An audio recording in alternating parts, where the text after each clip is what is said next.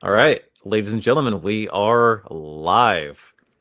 I'm joined tonight, or rather, I think Esperanza invited me and Nicelight. So, Esperanza, do you want to introduce everybody, or how do you want to do this?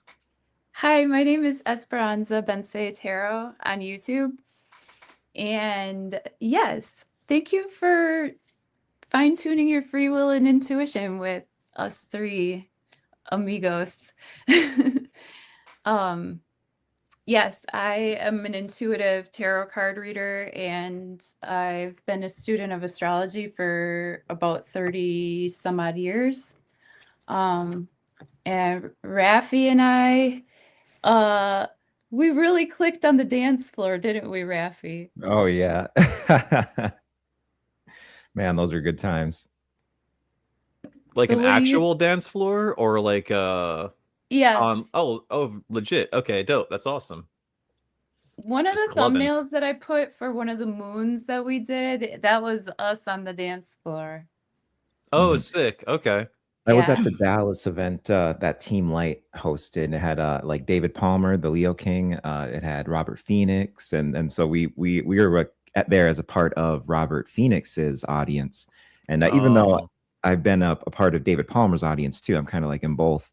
But yeah, and then we met there, and she had seen me on one of the call-in shows. Esperanza had seen me one of the call-in shows for Robert, and so we were the first time we saw each other, and we always talked in chat, but we're walking past each other in the hallway, and then I like notice on the side of my eye like someone's just like staring at me, and I'm like, oh, what's going on here? And then I like make eye contact with her, and she's like, I know you. She's like, right. And then so we met and we chopped it up. But they had a dance there later on, and we just were killing it on the dance floor. We were having so much fun. nice, dude. I am a genuinely terrible fucking dance for like next level atrocious. I blame it on Capricorn rising. Very fucking awkward. Oh But yeah. Well, who are you guys? What do you do? Rafi, go next, brother. I'll go last. Okay. Well, I mean, I'm Night's Light Astrology. I've been doing astrology. I've always been into astrology. It's probably, I don't know, I'd probably say like 15 years or so. I've been into astrology, but I really just kept it at sun signs, knowing a lot about sun signs until recently. I think I'd say like 2 years ago. Then I started to, I found the first person I found was David Palmer, the Leo King, and I saw the way he did astrology, and it just was so inspirational to me. I didn't even know you could do all that with astrology.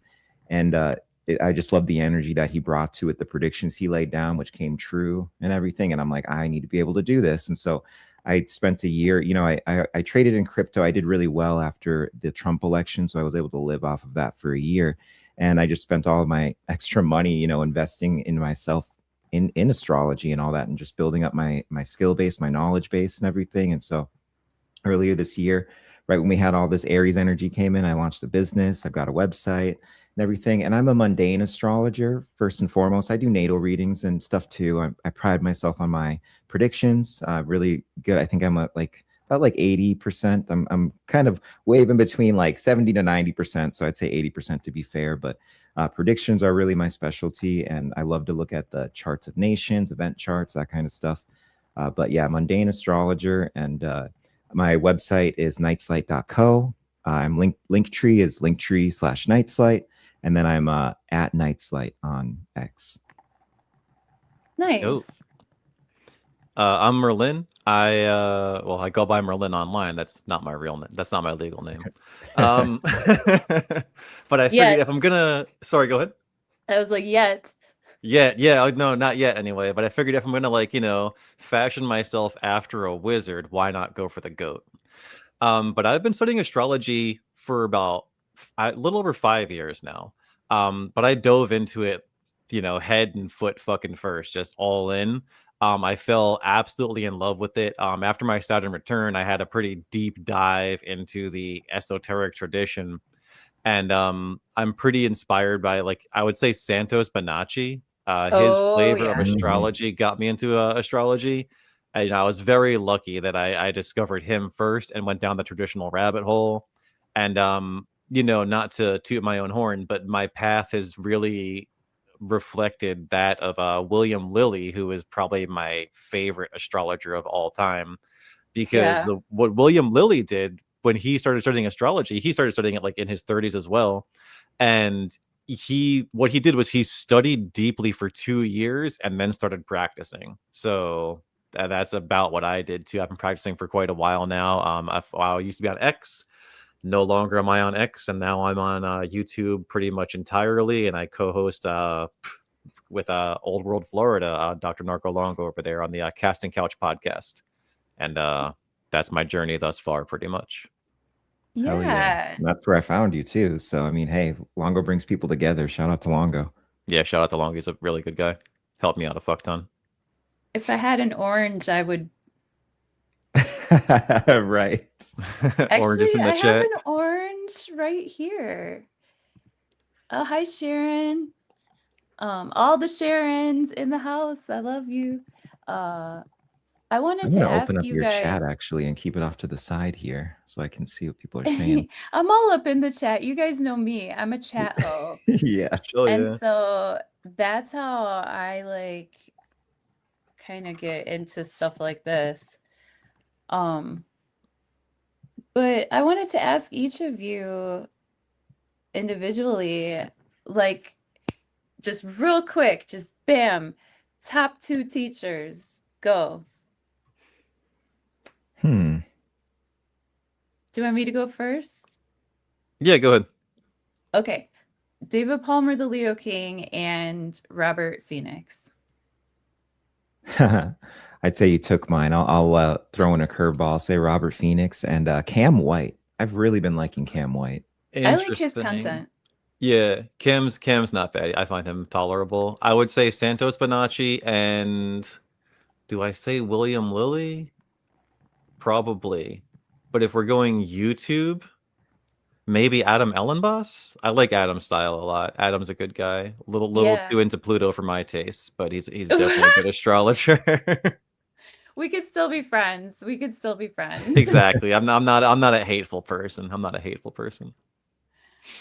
Well, I was also curious. I was curious about who your teachers were, and I was curious about like what's like the latest content or products that you're promoting. I just want to like hear about how people should find you and where they should go for your latest. Like Rafi, I saw that you just dropped a video about not wanting to use the asteroids. Yeah, and then asterisk. I'm still using Chiron. I do see good stuff with Chiron on both mundane charts and natal charts and everything like that. I see it adding value to it, and that was kind of the whole argument I made was like a value proposition. And I am a Taurus, so it is going to come down to that value proposition for me. But I just wasn't getting the value out of them, and I was feeling a resistance. And I wasn't, I can remember all these planets really well and have a deep understanding, but I was never sticking with the asteroids, and it wasn't useful for my mundane charts either. Gotcha. But I love when you use the asteroids. I saw Molly McCord recently use the asteroid. Which one was it? Edna or Sedna? Excuse me. Sedna, probably. Yeah, Which is and I conjunct. really liked the reading she gave on that and everything, but it's just not I really gotta for my listen. I gotta style. catch up on her stuff. I What's I that? can tell you though that in a personal way, in a very, very acute and personal way, not literal physical way, but in a personal way, Sedna touched my life yesterday during the Pluto Mars square. So I'm Oh again, yeah. pardon Merlin, It's pardon okay. my Pluto. Hey, God bless. Everyone's got their own ideas. I'm not right about everything, just most things, so it's all good. Oh, for those who don't know kind of like what we're talking about, I'm going to talk about the type of astrology that I practice is modern Western tropical astrology. How about you, Rafi? What type of astrology do you practice? Well, I come from medieval, and then I also overlay some modern astrology onto it, and then kind of that whole asteroid conversation gets into the parts that I keep out, why I keep them out, and then what I'm keeping in. I do like to kind of keep track of the fixed stars, but it's because of the eons of time. And then with outer planets, which would be a modern astrology thing, I'm using them a lot less in a natal chart, but I find them extremely useful when you're looking over these vast periods of time. I have a whole series on that too that I just recently did, and dealing with eschatology, religion, all that. Yeah. So that's like what I'm using the outer planets for. But definitely my foundation would be medieval astrology, which is the 7 planets. And then you've got a couple theoretical things they throw in, like the nodes where the eclipses happen, the part of fortune. And then I'm using tropical house system. I'm looking at branching into checking out some other house systems. I'm liking whole sign recently. I'm definitely liking whole sign recently. Oh man, you know what they say about whole sign. What do It they say feels about like I Once can get Holstein? better predictions once you off of go a whole whole sign, you sign. never go back. Yeah, I'm feeling it. I'm feeling it. I went back. I went back because I like mess. I like messy and I like nuance. I like Yeah, chaos. So I went back. A whole sign has too many problems if your rising sign is on a later degree. Because then it's like, okay, if you have a 29th degree rising, then your first house is where the 12th house should be, and that just doesn't make any fucking sense. exactly. Genuinely. That's the issue I have had with whole sign, and I have a lot of people that have those late degree risings, and I can't really use whole sign for them. For like my own personal chart, I can see good stuff with whole sign, but I'm an early degree Virgo rising. Yeah, are you like 3 degrees? Yeah, like 3 or 4 degrees, something like that. Okay. I think it's four Merlin, degrees. could you, oh, I'm sorry. Were you saying something? No, that's all. I'm saying I think I'm 4 degrees. Um, Merlin, what type of astrology do you practice?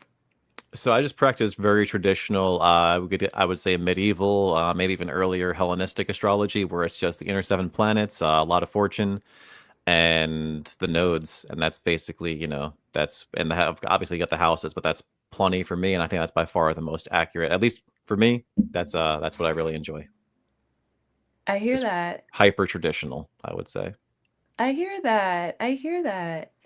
And I wish I would have pulled up your guys' charts before having like this conversation because I want to remember like where your stuff is, but I don't want to put you on blast too bad in front of everybody. Oh, it's so Well, good. feel free We'll to get have you my next time chart with. handy. Well, it's coming up on our birthdays soon, right, Merlin? Because we're fellow Geminis and it's Yes, Gemini we are. season, and Yes, here it we is. are. Yay. Yeah. Yep. I'm 37 for a few more weeks, so life is still good. And Oh, then dang. it's just gonna Oh, it's all downhill at 38. It's then you're tanking too at close to 38. 40. It's like, what the fuck? Then I'm, oh man, Well, no, compliments it's to the all good. chef because I thought you were younger. Oh, thanks, man. Yeah, no, honestly, no, I genuinely don't fear aging at all, and I could say that's a strong Saturn thing, maybe, but like, life has literally only ever gotten better for me the older I've gotten. So zero fucking complaints. I'm looking forward to what's next. And what's cool is I only get braver as I get older, which is cool. So I feel that, especially with the strong Saturn thing. Yeah, it's like yeah. age just makes us better. Yeah, and it's just like, dude, like we're put here for a purpose. I so firmly believe that. And death is guaranteed. However, a life well lived, that might be cliche, but a life well lived is not guaranteed. So, like, fear is the enemy of purpose, I would say. And I've learned that as I got older for sure. Some would say that fear is the enemy of love. Yeah, that too. And love is everything. Love conquers all. But fear tries to conquer love. That's a good fucking point. Yeah, I watch I these, especially this year with the transits we've gone through. I'm seeing people who really are doubling down on things that they've learned through fear, through trauma, through all these things, and just doubling down on it, not living the life they want to live, and the chaos that's ensuing in their life because of it. It's unfortunate. Yeah, it's like if you don't live up to your purpose, that is what can really crush you. Whereas that going back to the 12th house we were talking about pre-show, the house of self-undoing, the house of hidden enemies, that kind of thinking is what can really trap you. So you gotta just break through that and fucking live your purpose, whatever that may be. And we're all put here for a different purpose, but we're all put here for a purpose. Oh absolutely. yeah, agreed. And that 12th, yeah, what he's talking about is right before you hopped on backstage, Esperanza. We were getting into the 12th house because we were talking about his Saturn placement and everything. And actually, I never even said when we were talking, Merlin, I've got a 12th house Saturn. So it's like, or not Saturn, I'm sorry, Chiron. I have a 12th house Chiron. Okay. So it's like I feel that coming in, you know, like with the Chiron themes all the time. And it's in Leo. So it's just like, sometimes you know, it was even a big step for me. And Esperanza made that happen and made it easier last year, just getting on camera. Yeah, dude, that completely, man. Like that again, 12th house Leo, that's like, all your courage, your showmanship. And that is where like, you might want to like restrain yourself, the Saturnian joy of the 12th house, like hold yourself back and that sort of shit. Oh So yeah, yeah, no. Saturn's in his joy in the 12th. Yeah, because he Yeah. loves casting those doubts on you, Yeah. testing you. Hey, I have a 12th house Sun and Venus retrograde. Nice. Yeah, Yeah, you're a 12th nice. houser. So Well, that's nice. some stuff to overcome, you know. Isn't that cute? That's very cute. Yeah. So you guys remember the Sagittarius? Do you guys remember what you were everybody in the chat too? Hey, man and women and anything in between. Do you guys remember what you were doing at the Sagittarius new moon? Do you remember? No, do you? Uh-huh. Randy, Steph. Yeah, I do. I mean, yeah, because I'm remembering the stuff around when we did the stream and stuff. You know, I was working at the election office too. I had like all this new election work that came in, which is funny because Sagittarius rules politics. Mm. Oh, Well, interesting. I remember, Rafi, that we did a stream, and then after the stream, we were totally glazing Merlin. Oh yeah, that's right. Because Merlin, do you know what you did for the What? first time? Right around then, No. I think it was, because it was Longo's like birthday or something like that. But you did a stream without your outfit Oh, on. oh yeah. I took off the wizard hat. Yeah, yeah, yeah. Yeah. Because for a Yeah. long time, Merlin's content was sort of like well, describe how you used to do things. And what actually made you decide to like switch up your branding? Cool. Thanks for asking that. So my original content I did what was called like a PNG tube, which if you watch a lot of YouTube, you've probably seen it, where it's like there's this talking avatar that Yeah. talks. There's no person. So on my own channel, I was like completely hiding myself, just talking through this avatar, which was dope. We'll do with a red hood, like it was dressed in like the red robes of Mercury. No one Yeah, fucking I got thought it it, was but it's pretty all cool. good. But Yeah. like my whole thing, that's why I went with Merlin, because like I'm like, okay, I want to be as anonymous as possible.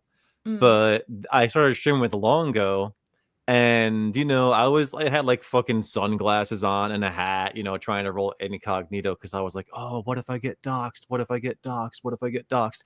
That was like my big fear, is like getting doxxed and like having my career ruined. But then I'm like, bro, like at the end of the day, who cares? Like it's not that serious. Like we're just talking astrology, and like it wouldn't ruin anything anyway. So it was just It's such an not that unnecessary serious. fear. And You're afraid of the yeah, witch hunt.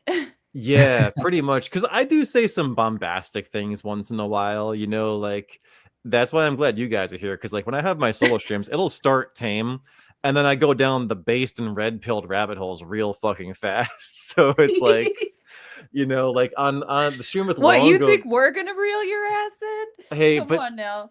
that's the thing, is like even if that doesn't even if that happens, it's like I literally it would just free me even more, because I just have more, like the more again, like the older I get, like the more faith in God that I have, that like everything's gonna be good. So it's like I'm not gonna like live to like 80 and then be like, oh, I never showed my face on YouTube. Like as an astrologer, authenticity is everything. So like going as a faceless astrologer is not only difficult, but not to be mean, but like stupid for like no reason. So it's like I just wanted to, started showing my face. Long story short, it just overcame the hurdles of fear and self doubt and all that shit, basically. So now my ugly Wow. mug's on screen all the time. But for what That's it's worth, I touching. did like the Merlin PNG, you know, and everything. Like the whole aesthetic of that, I loved that. Thank you. Yeah, I appreciate that. And I got I wore these because it was old world Florida, going for the fucking the Florida vibe, you know. Yeah. Yeah. Those are fishing glasses where And I'm from. well, what they were meant to be, it was meant to like in a way mimic Doctor Disrespect. That's what it was kind of I meant don't to, because Oh know. like yeah. I don't know. he's a pretty fucking funny streamer. A lot of Is he? controversy. Yeah, it like he's definitely fucking funny. Great showman.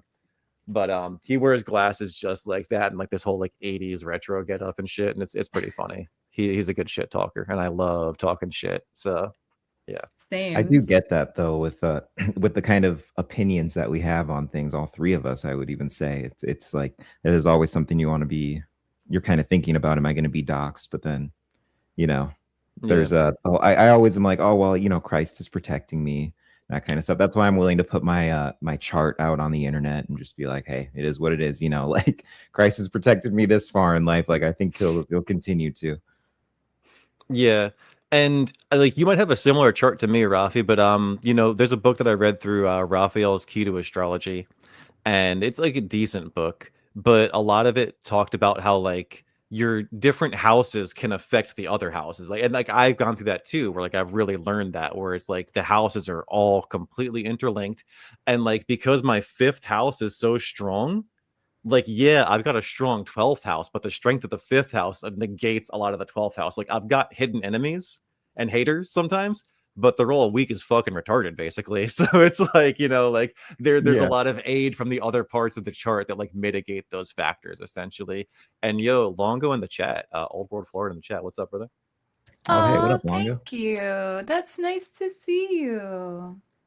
Yeah, I feel that too because I've got a slow Mercury too, and for a lot of people, they'd be like, "Ooh, that you know, that makes it difficult for doing astrology and all that stuff." And there's times where I can feel the difficulty and stuff, but then it just being in the ninth house, I feel like is what saves it and allows me to Mm, do the astrology. And then, you know, like the house, my ninth house there, going against the things that are in my sixth house, I would even say, you know, like that kind of, it complements the things in the Yeah. sixth house in a big way that I've noticed, even Well, in though the it's ninth squaring. house But like, with the broadcasting and the podcasting.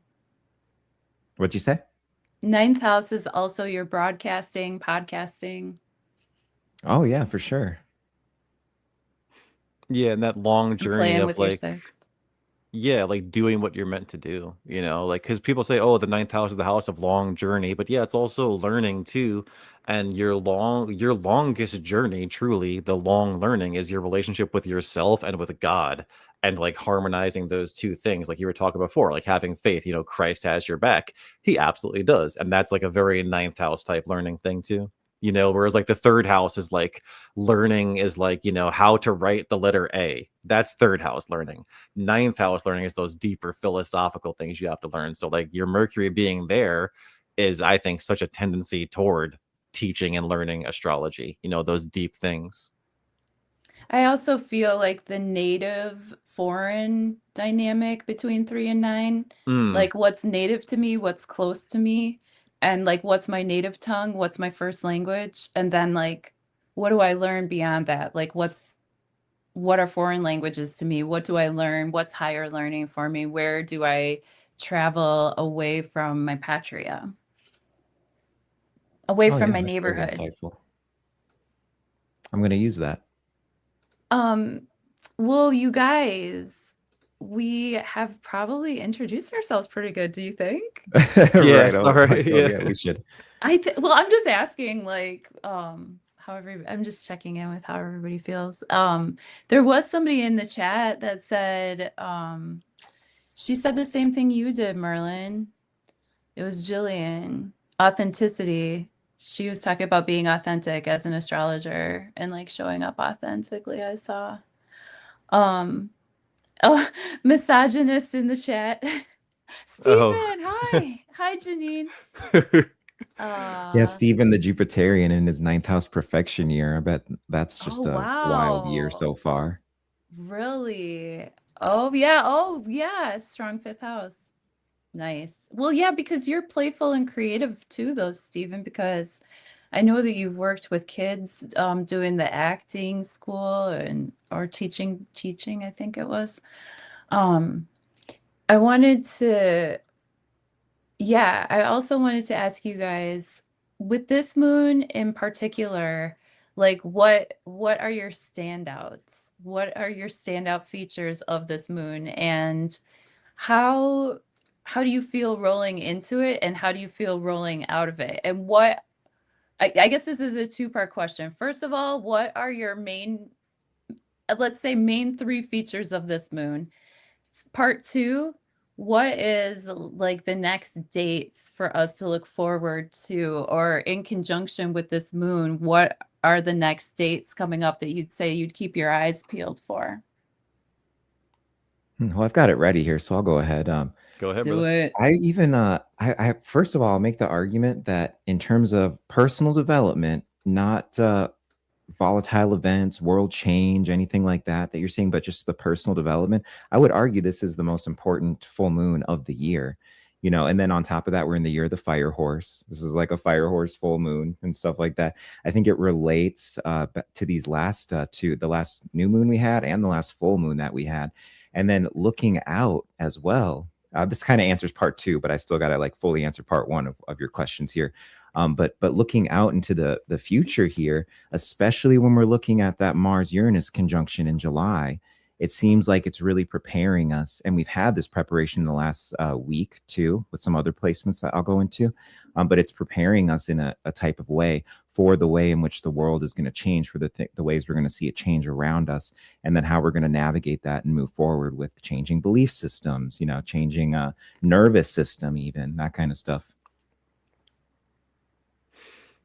And then I think I only kind of covered two things right there with the moon, but I would also say you get more of a, you know, Saturn's continuing to separate from Neptune. There's more of like a game plan that's coming in here too. And then with these shifting beliefs, shifting understandings in things, there's a new independence that one can reach in going forward, and a new game plan that you can have.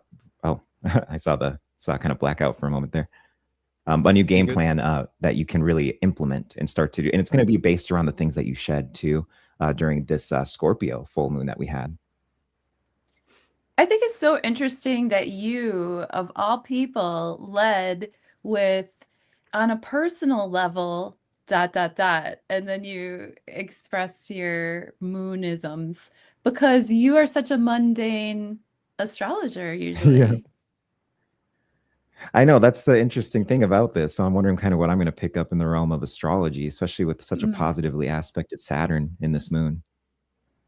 That's kind of where I'm leaning towards, is like, oh, I think there's some natal things I'm going to start picking up and being more receptive to, or just wanting to get more into. Yeah. What are your big features, Merlin? What do you see? Do you wanna throw up a chart that you like to look at or whatever? Or?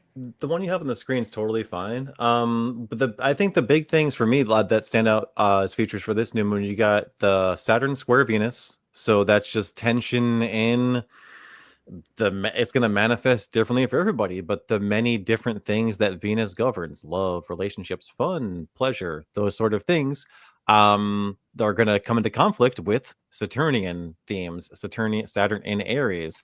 So, and Venus is in Cancer, right? So that's like, okay, so you've got love, entertainment, pleasure, sex, relationships in a home themed sign, squaring Saturn in the fire starter sign. So it's a much more active Saturn kind of testing that. So if you're in a relationship, maybe your home life may be tested in some way in this lunar cycle. And then Saturn sextile Sun is very good. You know, we love all those Saturn Sun, you know, positive, harmonious aspects. So there's just possibly some good vibes in that, you know. And again, that's Gemini, whatever house your Gemini is in, whatever house your Cancer is in, whatever house your Aries is in. That's what's really going to determine how these things are going to manifest for you. And then, of course, just the full moon in general is so fascinating because I love thinking of Gemini as like either or, left, right. You got the two pillars, left and right, whereas Sagittarius is top, bottom, you know, man up top, beast on the bottom. So this full moon, if you look at just the lunar aspect, it covers left and right, up and down. So like Rafi was saying, like new systems of thinking, totally, you know, because there are gonna be decisions to be made. And like, are there always decisions to be made? Yes, there are. But like possibly extremely impactful decisions, especially depending on your Gemini and Sagittarius placements, you know, in your nativity, could big time show up this moon, I think. I really, really, really, really love how you pointed out the side by side energy versus the top bottom energy, because I feel like that metaphor can really apply to a lot of situations. You know, Yeah. be it forms of government, branches of government, or the way a company structures itself, or, you know, with these new incoming changes. Now, I can't remember, do you use Uranus? I don't. Okay. So for my astrology, there's a planet called Uranus. It's the planet of like Yeah. disruptions and changes, and it's also referred to as the Great Awakener. Mhm. And Uranus, you know, was formulated in and of the sky itself. Uranus is the all father of all, father of Saturn. Okay. So I do agree that that Saturnian influence is so strong. I'd also like to agree that the Martian influence on this moon for me is actually really strong, with the Aries energy that you were describing with Saturn and Aries. For me, I also have Neptune in Aries, Mm. and with the Sagittarian fire energy anyway, but with that Antares there, the fixed star Antares is a Martian star, as well as Aldebaran. Some call that a Martian star. So those stars have Mars qualities. What you're describing with Saturn has Mars qualities. Also, I'd like to point out that like the moon is happening in Jupiter's house. And Jupiter is like super happy in Cancer on vacation, you know? And so the moon is like hanging out in Jupiter's house while Jupiter's at this like spa, you know, the Cancerian spa, like getting a hot springs, you know, chilling. And then that moon, you know, is down there getting to work, right? With those Martian activities, like Mars being active, being strategic, you know, being red, being yang, right? Maybe even doing a little bit of cleaning, like you said, Rafi, you know, like on the personal development front, or just like expanding the vision, because Sagittarian energies, Jupiterian energy for me is so visionary, you know, but it's also like not only is it visionary, because like Aquarian energy is visionary too, but that's Saturnian, and it's Uranian, and it's not always optimistic, you Right, know? right. But Yeah. I think with the Sagittarian energy, with that optimistic fire and the Mars giving us like actual muscles and strength and that get up and go, and the Saturn, which gives us the long haul journey, and not to mention that Mars is in Taurus, giving that like strong, like bull, like strong That's a and good steady, that's a really good metaphor right there, yeah. you know, energy. And that's kind of what I'm seeing. And then the part two of the question, I believe I said, I can't remember exactly what I said, but I think also I said, or what I am curious about, if it's not what I said, it's what I'm saying now. What I'm curious about too is like coming up a date. Well, a date that's very special to me, because on my birthday, Venus and Jupiter will be conjuncting.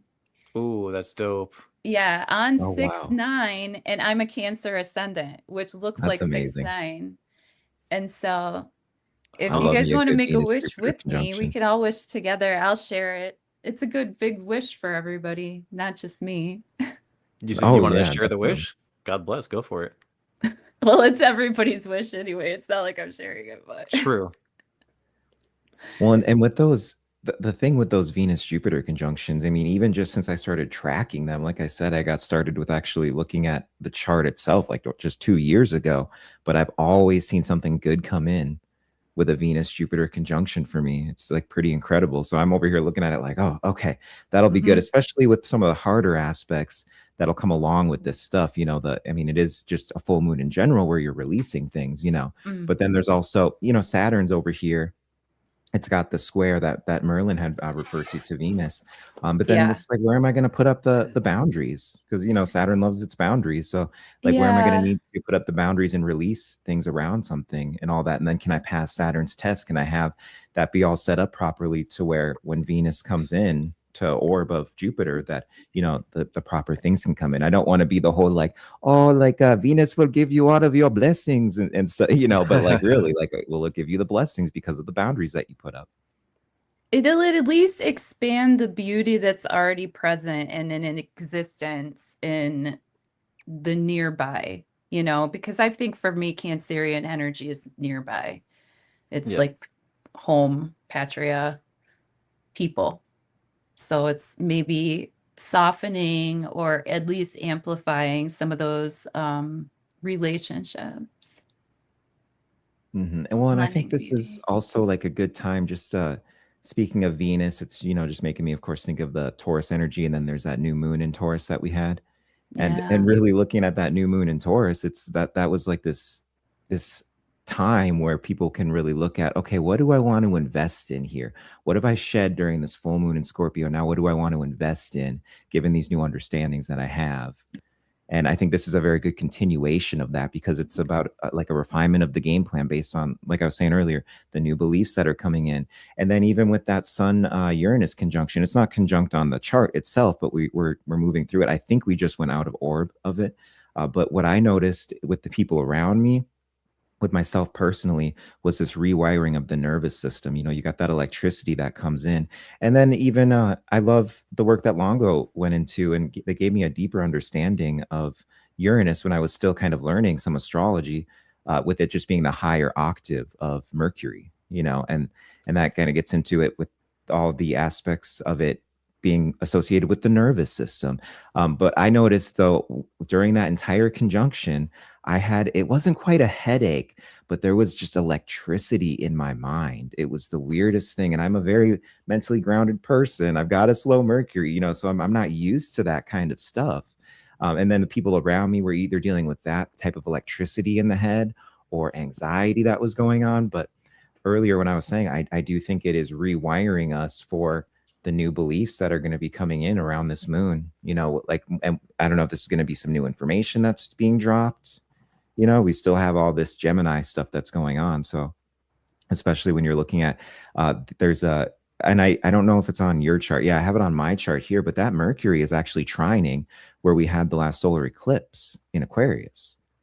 And so that really is, okay, what is this new information that's going to be coming in here that's really going to begin this process of restructuring our belief systems? And then we have to kind of go along, roll with the punches here and be adaptable. There's obviously, with this being Sagittarius, there's an adaptability that comes in. Adaptability to beliefs, being Good able to be point. in motion. The mutable fire. Good point. Merlin, what do you think about do you use, I'm sorry, I can't remember if you use fixed stars. Yeah. Oh yeah. Okay, so could you tell us please what your thoughts are? On the fixed stars, like Aldebaran, or which one specifically? Yeah, I would like to hear what you think about Aldebaran and Antares. And actually, I could put up pictures here. Oh yeah. So I mean, let me, yeah, I'll throw it up. We'll see which pictures. We'll get that off, and then we'll go. Which picture was it? No, that's There's mine. one. That's for later. Oh yeah, don't let That me forget. Oh, I pulled confetti actually, you can cannon. What? I pulled, dudes, you guys, I was at a barbecue the other day and I have Oh these my friends and goodness. they're really fun. They're just like I just love creators. And actually Mhm. there was a girl at the party that said that. So I'm like taking that with she said. She's like, I just love creators. I'm like, me too. And I got these buddies that they're just like, we're gonna have a barbecue. And then the one guy is a DJ. So he's got lights going and he's spinning, and then there's another guy that DJs, and these are the cards that I freaking pulled. I love that. Those Wild. go together so well. Yeah, and the one girl was just talking about, like, how, like, she felt like, they were just getting a lot of good business recently. Because we did a conference together. Rafi, we did the, Contact Modalities Expo in Delavan, the Mhm. one uh, where Jimmy Church gave me the dumpster fire oracle deck. So He was the fitting. host. He was the host of that conference, and that conference, Contact Modalities Expo, it was kind of like Chris Bledsoe was there, and some other people from like History Channel and stuff like that. I read tarot there last year, but this year I just went like and helped with their business. But Wheel of Fortune, they said after that conference, they just kept getting like great business after that. Oh, Like, that's incredible. yeah, so then these cards popped. So anyway, that's what that was. I just wanted to tell you guys. Oh yeah, That's of awesome. course. I And I am Confetti looking at cannons, fucking well, hilarious. were you guys going to talk about the fixed stars here too? Because I've got other stuff in the chart that I can, bring up, but if I don't want to get too sidetracked. We can Oh get fixed stars in a yeah. sec. What do you want to break on the chart? Oh, I was actually looking just to add to come to some to some of the stuff that I was already saying here. We've got this mini grand trine to Chiron that's going on. Chiron, Mercury, and then this gets into that trine right there with the solar eclipse in Mercury I was talking about. And I think this kind of speaks to, especially with Chiron being at 29 degrees, about to move into Taurus here, wrapping up this healing journey that it's brought us on the last few years here. And what are these things that I've healed up? Like what are these things I can move through? And then this even shifts into the rewiring of the nervous system, the new beliefs that are coming in. Like how is that going to move with everything? And of course, I won't even start to talk about Chiron and Taurus, and it definitely seems to be on brand with what we're experiencing. And Mhm. I just think there's going to be a lot less things that are available for people with the stuff that's going on with the oil, like just as a, Yeah. a blanket thing. I won't go super deep with Mm. Chiron Taurus because I'll make a video on that. But like, oh, what material things can I live without? Like people don't realize how many of their even just toiletries and everyday products they use petroleum, and the price of that going up, like needing to go with less things and all that. And it's like, can we wrap up these things around natally where that Aries is in your chart, and that healing that you've went full circle on in these last few years? That's going to be a big part of all these boundaries you're putting in, the new beliefs coming in. Like it's this kind of convergence of all these things, but I think it's a beautiful convergence too. I know that Merlin would give or take this information potentially, but I feel like Chiron moving into Taurus has already, at the especially at this very full degree, right before moving into Taurus, I'm noticing like preemptive feelings or hits about, harm in the cattle industry. Oh, Mm. yeah, I can see that. Well, and I could even see that definitely coming in stronger too. Mm-hmm. Yeah, like I saw yeah, Merlin, your your evil plan is working. What You and evil plan? Longo, you and Longo have just gone and done influenced just enough people, the 100th monkey. To what? Get everyone to be a vegetarian? Yeah. The Hey. cattle industry because well, in any event, it might not be you vegetarians that do it, but I feel like there could be hits to the cattle industry in general. I feel like especially this Sagittarius full moon might highlight like forms of ranching, even with the horse symbolism and like trying to remain optimistic about ranching, but still having to like wish upon a star energy because like there's a lot going on right now in that industry that I've never seen in my life. Like I've never heard of like um cattle getting like rustled and stolen and Oh people wow. so that people can make like an insurance claim on it or potentially I don't Hmm. know. I don't know. But like I've Allegedly.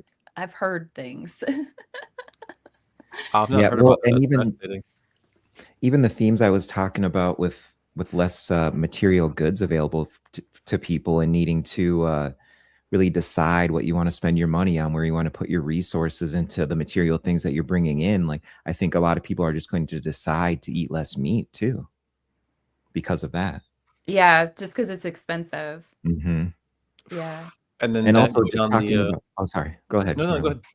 No, you finish your flow. I'm Just sorry. last point on Chiron too, getting into the stuff I was talking about with Saturn and the boundaries that you want to put up and everything. Being in that critical degree of Aries, like, this is going to be like, okay, like, I can do these things personally. I can take more self accountability, whether it's something like that, or just wanting to be more independent too. Putting the boundaries up around that, that's going to be a big part of this moon, I think. Yeah, the boundaries, the Saturnian and Martian, Mars can cut and make a boundary right quick. Well, and then you were even saying earlier, strong like bull and all that, and that's how you're going to have to really be too. And you got the square to Pluto going on as well with Mars right there. But yeah, with Mars and Taurus, it's like you're going to need to be like strong like a bull about it, and like really put a stop to these things. And I'm even seeing that come up in my life, and I know it's going to reach ahead around the full moon, where I'm going to have to like put up boundaries. Like, dude, like, I've got other things I'm worried about. I don't want to go out every weekend and do this. It was Memorial Day. I can do it this weekend, but like, I'm not here for that. Like, I hope I become strong like bull. I want to be physically like stronger, and I want to use this energy to do that. But wanting and doing are not the same. well, hey, you got that Jupiter coming into your first house. You can put on some weight. It's in my first. Nice. Oh, well, yeah. I mean, it's already in your first, but it's still in your first for some of Leo too, right? Yes. There And you then go. Saturn in Aries, you can get some martial discipline there. Start working out a lot. Pump the iron. Mm-hmm. Yes. Or have the Um, iron pump me. Who there knows? you go. Hey. Whoa. Going down the conspiracy theory rabbit hole though, like, have you guys heard about how like people are becoming red meat allergic because of tick bites? Yeah. So talking cattle and like, people are eating less meat. Well, or some people might choose to, some people might get forced to. Now I can go a little bit deeper with the conspiracy theory. Like, is that because of tick bites, or is that a side effect of the old jibba jabberoo that some people took and now they're getting some consequences, right? Like, so it's one of those Or a things, like, it's combo. happening. There you go. Yeah. Mhm. Well, and I think you could even tie both of those to the pharmaceutical companies too. Yeah. Well, but obviously the jab, but then also the tick stuff. Like, isn't that because I know technically wasn't it Bill Gates is what I heard. I haven't looked super deeply into it who Yes. released them, but then I think Pfizer is creating a new like Lyme disease vaccine because of the tick stuff. It's just like, Dude, So clever. Ever so clever. and the thing is, it's like that's not even Bill Gates's fault. It's like the fault lies for the people who go to work and actually work at those labs. Like, imagine going to a dinner party and someone's like, "Hey, what do you do?" And you go, "Oh, I just create biogenetically engineered virus ticks for Bill Gates." And they're like, "Oh, like that's how And you then make talk your about it money?" on Reddit. Yeah. Low It's key talk just about it on Reddit. mhm. Well, and Hey, Merlin, sorry. well, I'll just say off of that, like, I know a guy who's a scientist. I played World of Warcraft with him for a long time, so I keep up with him and stuff. Total atheist, very, very, very amoral guy. And Hmm. when I had caught up with him after a couple of years, this would have been like last year or something, early last year. He had been he's a scientist now at Eli Lilly, and he was talking about all the work that he was doing with the COVID jab, and just like formulating, making it every single day, all this stuff, the whole process that he went through and the different stages of it. And oh my goodness, like, I try to even give a little bit of pushback on anything, and he's totally not about it. Like essentially accused me of being schizophrenic. I was just like, what the fuck here? And it's just why, and there's this mentality behind them. And I would argue, like, probably most of these people are total atheists. Like, how else are you gonna justify that? Yeah, I could agree with that. Or their conception of God is so twisted and whatever. I'll not go on a cosmology rant, Esperanza, don't worry. But I don't worry about cosmology rants. I mean, Do I look geocentrism. worried? What? You No, but worried? like if people realize that we live in a geocentric reality, like literally, Oh, you with your Earth. yeah, exactly. So we'll leave that. But It's that, okay. that I is think all the ideas are good ideas on this show. yeah. What Merlin is referring to, can I say? Is it Yeah, just, it's go. no God secret. bless. It's all good. Merlin is what is the word for it? Is flat earther, is that pejorative? Oh, I mean, hey, I'm not a ball earther. That's for damn sure. So, I guess is I that would the say term that you a use? geocentric planar earther, maybe, Oh, okay. because it's like, is it flat? It's like, well, we live on a plane, provably, but that's okay. Okay. So, yeah, Yeah, I but fall somewhere in the middle too, definitely. I but feel like just there's many dimensions of but like physical and non-physical, so I can see that. let me ask you though this real quick, just as a hypothetical, right? Hypothetically, because geocentrism just means like we are the center of the universe, just like all of our observations indicate. So if you found out that the world was geocentric, would that be good news or bad news? I think I I'd be don't think it indifferent. would be news at all. It wouldn't make a difference if we were the To center, me, if everything was revolving to around me, us. Oh to no, no, me, it wouldn't make a difference. Interesting. I'm Like saying to I me, would I be wouldn't indifferent fucking, to it. You oh, know I what I would be mean? Like like, I'm like, oh, oh, I okay. already considered it, but I You also know, think that makes us like it more doesn't really, that shows I the mean, beauty of what if you humanity is told me I was a lot fucking more. Tom York's daughter or something like that, like, whoa, shit, like that would rock my world. But like that would not Because I think really, it I don't feel that strongly about the topic. I think a lot of people feel so like much fire about that topic. I think it speaks to how special we are as humans if we were to find that out, you know? Mm. That's exactly it for me. That's exactly what it is. It's like we are the center of creation, hypothetically, of course. But like if true, I think that changes everything. Versus we're Well, on some ball spinning in a vacuum, free falling around the sun at half a million miles an hour. It's like it's a big difference, I'd say, for me anyway.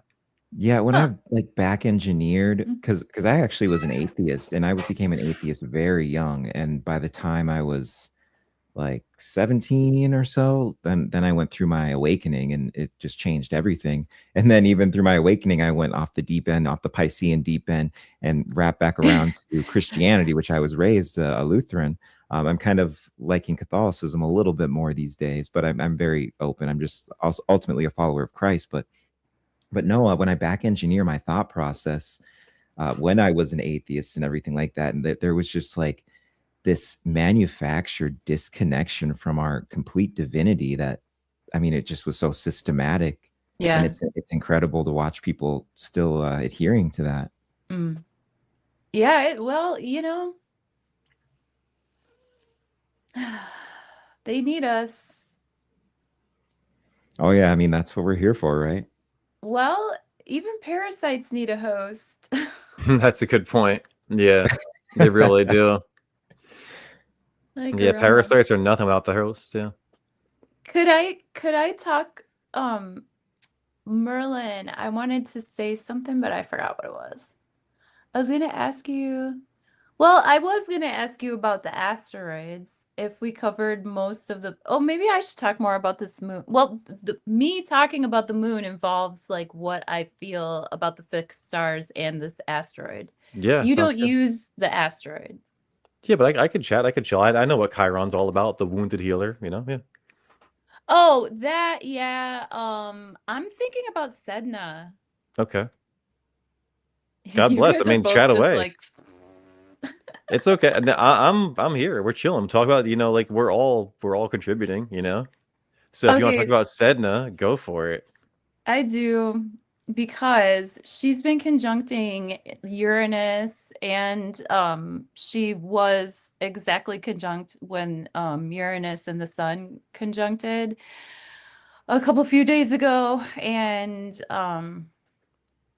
that Taurus new moon that you were talking about, Raffi, was Hmm. conjunct Algol, and that brought up a lot of like themes like you were talking about. I thought you were talking about it in a podcast, like about alcoholism or going over the edge or people losing their heads. Yeah, my Um, new moon video. Yeah. yeah, yeah. And so now, like, I mean, I thought that that was a pretty important flavor. Like, it's kind of like putting chamoy in your drink. Like, if it's not part of like what you do, you just don't know what I'm talking about. But chamoy is like a fucking amazing thing to put in your drink. Yeah. And I was actually like licking it out of the container, like at a party the other day. It's so good. Do you know what chamoy is, you guys? Sure. Yeah, yeah. Yep. It's Mm-mm. Okay, like so you doesn't like it know. just think with like tahine or whatever. Like people like have like tahine and chamoy or some shit like that. Yeah. But it's like squeezable and you drizzle it and it's got like tamarindo and seeds in it and everything. But that's like how I feel about these. Like they're not necessary, but they're delicious. Well, that's what I said So, in my asteroid video, by the way. So that's the way I was taught with asteroids. Is there? It's yeah. the planets and the signs and everything are the ice cream, and then and this is actually from David Palmer. And then Oh, is he the the one that said asteroid. that? I wondered what teacher you were talking about when you said Yeah. that because I watched that video. Yeah, and then he said the asteroids are like the sprinkles on top. Yeah. It was David Palmer said that. Okay, so he's one of my teachers too, Merlin. Nice. Mm. Western tropical astrologer. Sedna has to do with it's like an Inuit folklore to my recollection, and Sedna was in a raging river in a canoe with her father, and the canoe started taking on water, and in order to like lighten the load, like she got thrown off the canoe first of all, and then she was like hanging on to the side, and he cut her hand off and allowed her to get pulled down into the waters. And she did um resurrect with immortality, but she is sort of like the depths of the transmutation of feeling the letdown, especially feeling the letdown from a Saturnian like father figure or some stable or structure that we've always relied on, like maybe even letting us down in like surprising ways, having surprising feelings like that coming through sometimes. That would be pretty prevalent during that Uranus Sun conjunction. However, it's still in play for me. And then Ceres is coming in behind, like the goddess of the harvest, the scythe, the one who like cuts the wheat from the chaff, the one that like protects the harvest. Um, I feel like both of those women are like symbolic representations of some of the energy that we could see maybe in ourselves or in the news. Yeah, and I would even say on a mundane level with Sedna, this could be a especially with like with that conjunction to Uranus. Obviously, there's the disruption part of it, but then there's also the discovery part of it, and this even plays into the moon. This even may be an on the spot prediction I kind of give. Give it. Seeing something from that we uncover from the ocean that redefines our belief systems about humanity. Hey now. Hey now, it's Atlantis. You're an all-star. Go play. Oh man. That's I want to that look a little deeper. It's like I said, this is and the thing with the asteroids is like it's the flavor on it. So I'm like, well, that's such a big prediction to kind of go off of an asteroid for, even though it's got Uranus behind it. And so that's what has me hesitant to actually make that a prediction. But that is something I could just throw out there. I don't make predictions per se, but I just sort of like have energetic potentials that I can see. Oh yeah. I'd say I can see energetic potentials. I'm not quite sure how that's going to play out for the individual or for like reality or for whichever form of reality anybody ascribes to.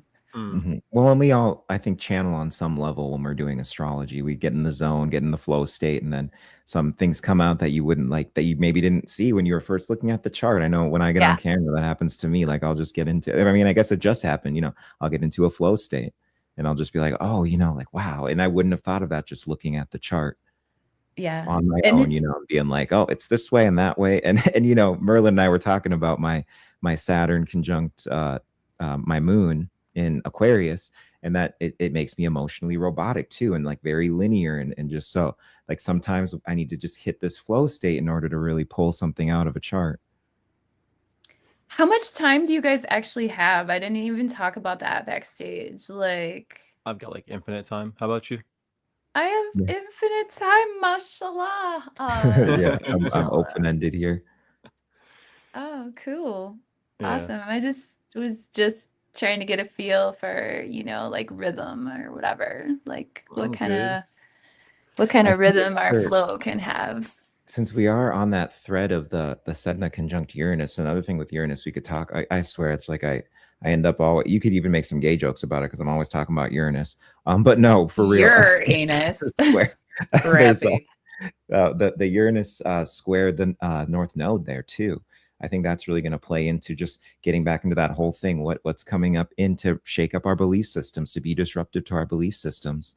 Because you've got that it's in Pisces there, which And isn't necessarily religions. belief, but like we've got the belief part, the religion part, all that with the Sagittarius part, but you are Yeah. dealing with kind of more of like the spiritual vibe of it with Pisces. Oh, Sedona or Sedona Angel. Hi, baby girl. Sedna is an exoplanet. Thank you. Her father had arranged her marriage and she rejected it. So her dad was pissed. And so that's how she got cut off from hanging on the canoe. Hmm. Oh, that's lovely. Hey, Sedona Angel. I didn't see her in chat. She's a really talented reader. Oh man, she's incredible. Very talented. That's, you know what? I was trying to explain to one of my family members yesterday, and I'm serious. I had a very visceral Mars Pluto experience. So, like, for those who don't believe, man, Pluto is powerful. Pluto is low key, like hanging in the corner. Like, I know you know the astrology, but I'm still gonna get you, girl. Like some dark fucking shit. Like, holy moly. Anyhow, like, I I guess I just totally lost my train of thought because then I got flooded with the thought of that conversation, actually.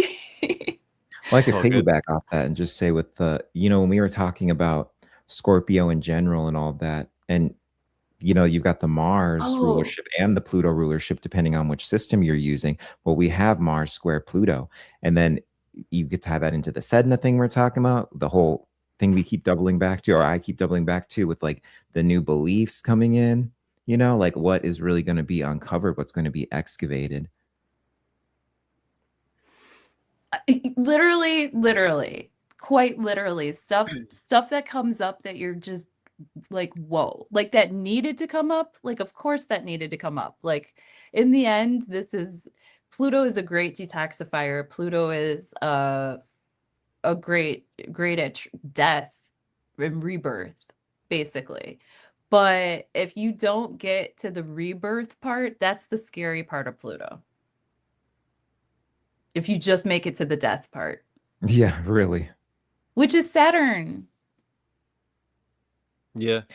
Yeah, 100%. I think, and that's the thing is, I mean, maybe it's because my mom is a double Scorpio. Maybe it's because I have a strong Saturn, but I try to look forward to any major Pluto type of thing because I'm like, well, it's a rebirthing moment. And then when I'm in like the thick of it, I'm just like, okay, well, this is supposed to happen and all that. My gosh, man. Yeah, like, I mean, just to give some context, like my mom passed away like 3 years ago, and just like some stuff just like totally just like got brought up. And someone was having like nightmares and stuff, and like it was like visceral. It was Oh, like wow. actually like happening in real time, the astrology. Oh, Merlin, I remember what I wanted to say. Sure. Sorry for your loss, by the way. Oh, thank you. Yeah, it's a complex dynamic. It's a complex family dynamic, you Was that know? Yeah. during Saturn Aries then? Right? That would have been 3 years Was it? ago? when your mom passed away. No. That would have been the beginning of Pisces, Saturn. Yeah. Because I know And 1996 would have been. no, she was 2003. Oh, okay, I see. Yeah. It was just like a rough thing with 30 years ago. Okay, I was Oh, just you kind said, of. I thought you said 3 years ago. Yeah, 3 years ago. Yeah. Oh Oh, my I'm sorry, goodness. 2023. Sorry. Yes, Oh my! I that's the thought you said Pisces 30. or My Sorry, bad. Aquarius Saturn. 2023. Yeah. Um, Yeah, sorry for your loss. yeah, well, the loss was what it was, but there were all these like hidden feelings that like bubbled up to the surface right at that square. Dang. Oh And then yeah. they actually got like, I mean, the conversation was had, like it needed to happen, but it was like, holy shit. Like, that was not on my bingo card today, although it should have been. Like, Oh my I should goodness. have freaking know, you know what I mean? Like, and isn't that something like being in the know of astrology? Isn't it so much easier to tell someone else? Yeah, 100%. What do you guys think about the square to the south node, Uranus to the south node here? Because I talked about the north node square there, but then I forgot to wrap back around and even cover the south node. I mean, just me personally, I don't use aspects to the nodes personally, unless it's like a moon conjunct one of the nodes, and that's literally it. No Because squares? no, because like the nodes don't cast light, and aspects are all about how the planets see one another. So it's like a one-way thing towards a node for another heavenly body. It's not Saturn's node. It's not the sun's node. So like Mhm. when the moon is conjunct, again, that's just my brand of astrology. If the moon conjoins a node, then that could be impactful because it's there for the moon. It's the moon's node. But other Yeah, I than feel that, that. like as far as like aspects to them go, I personally don't use them. But that's just me. But God bless. Yeah, well, and I only recently started I had them off for a long time, and a friend encouraged me to turn them on, and I'm like, well, it's part of medieval. Let's kind of see here. So I'm playing with it right now to kind of see. You know me, I'm a Gemini. I could go either way. To answer your question, what I could see with that is definitely very impactful disruptions to like motorized vehicles, anything close to Mercury, anything that is necessarily mercurial that has to do with the day-to-day, day in, day out, habitual things that we use all the time. So maybe necessary disruptions, but also bringing awareness to ways that we need to release being so technologically focused on our healthcare and maybe return to some more natural ways of healing ourselves could be, or Oh, yeah. endorse love that in surprising general. revelations. What? I love that in general. Yeah, just returning to natural health is a big thing for a lot of people right now. It's lovely seeing much of the world start waking up to the big pharma lies, Yeah, the fact that our food is being literally poisoned and stuff like that. And it's not something they doom and gloom about because there are remedies for all of these things. yeah, So it's just, learning. So like a return to, it's not like we got to do anything new. It's like the problems with the education system. If literacy rates were better 50 or 100 years ago, just go backwards. Don't go forward to some garbage, just go backwards. And same thing with health. If people weren't getting crazy cancers 50 or 100 years ago, just go backwards. There's no reason, this infinite progress thing is silly. Exactly. And I feel like just with the South Node of Virgo in general, like that's been a good thing to look at. I mean, I would even say that's something that I did. I mean, well, maybe a little bit before that, but with the eclipses there that we had in Virgo as well, I did have to see where I went too far with my health, and where it's like, okay, like you can have some carbs, bro. Like, you can have these things and that thing, like, and all that, and then after these eclipses landing in a good place. But definitely, I'm seeing exactly what you're talking about, with people really going on this health craze, and some people that I never thought would get off the goy slop finally getting off the goy slop. you know Beautiful. Yeah. Yeah. Guilty. You're a Goy Slop consumer? Oh shit. Happens to the best of us. I woo almost fell out my chair.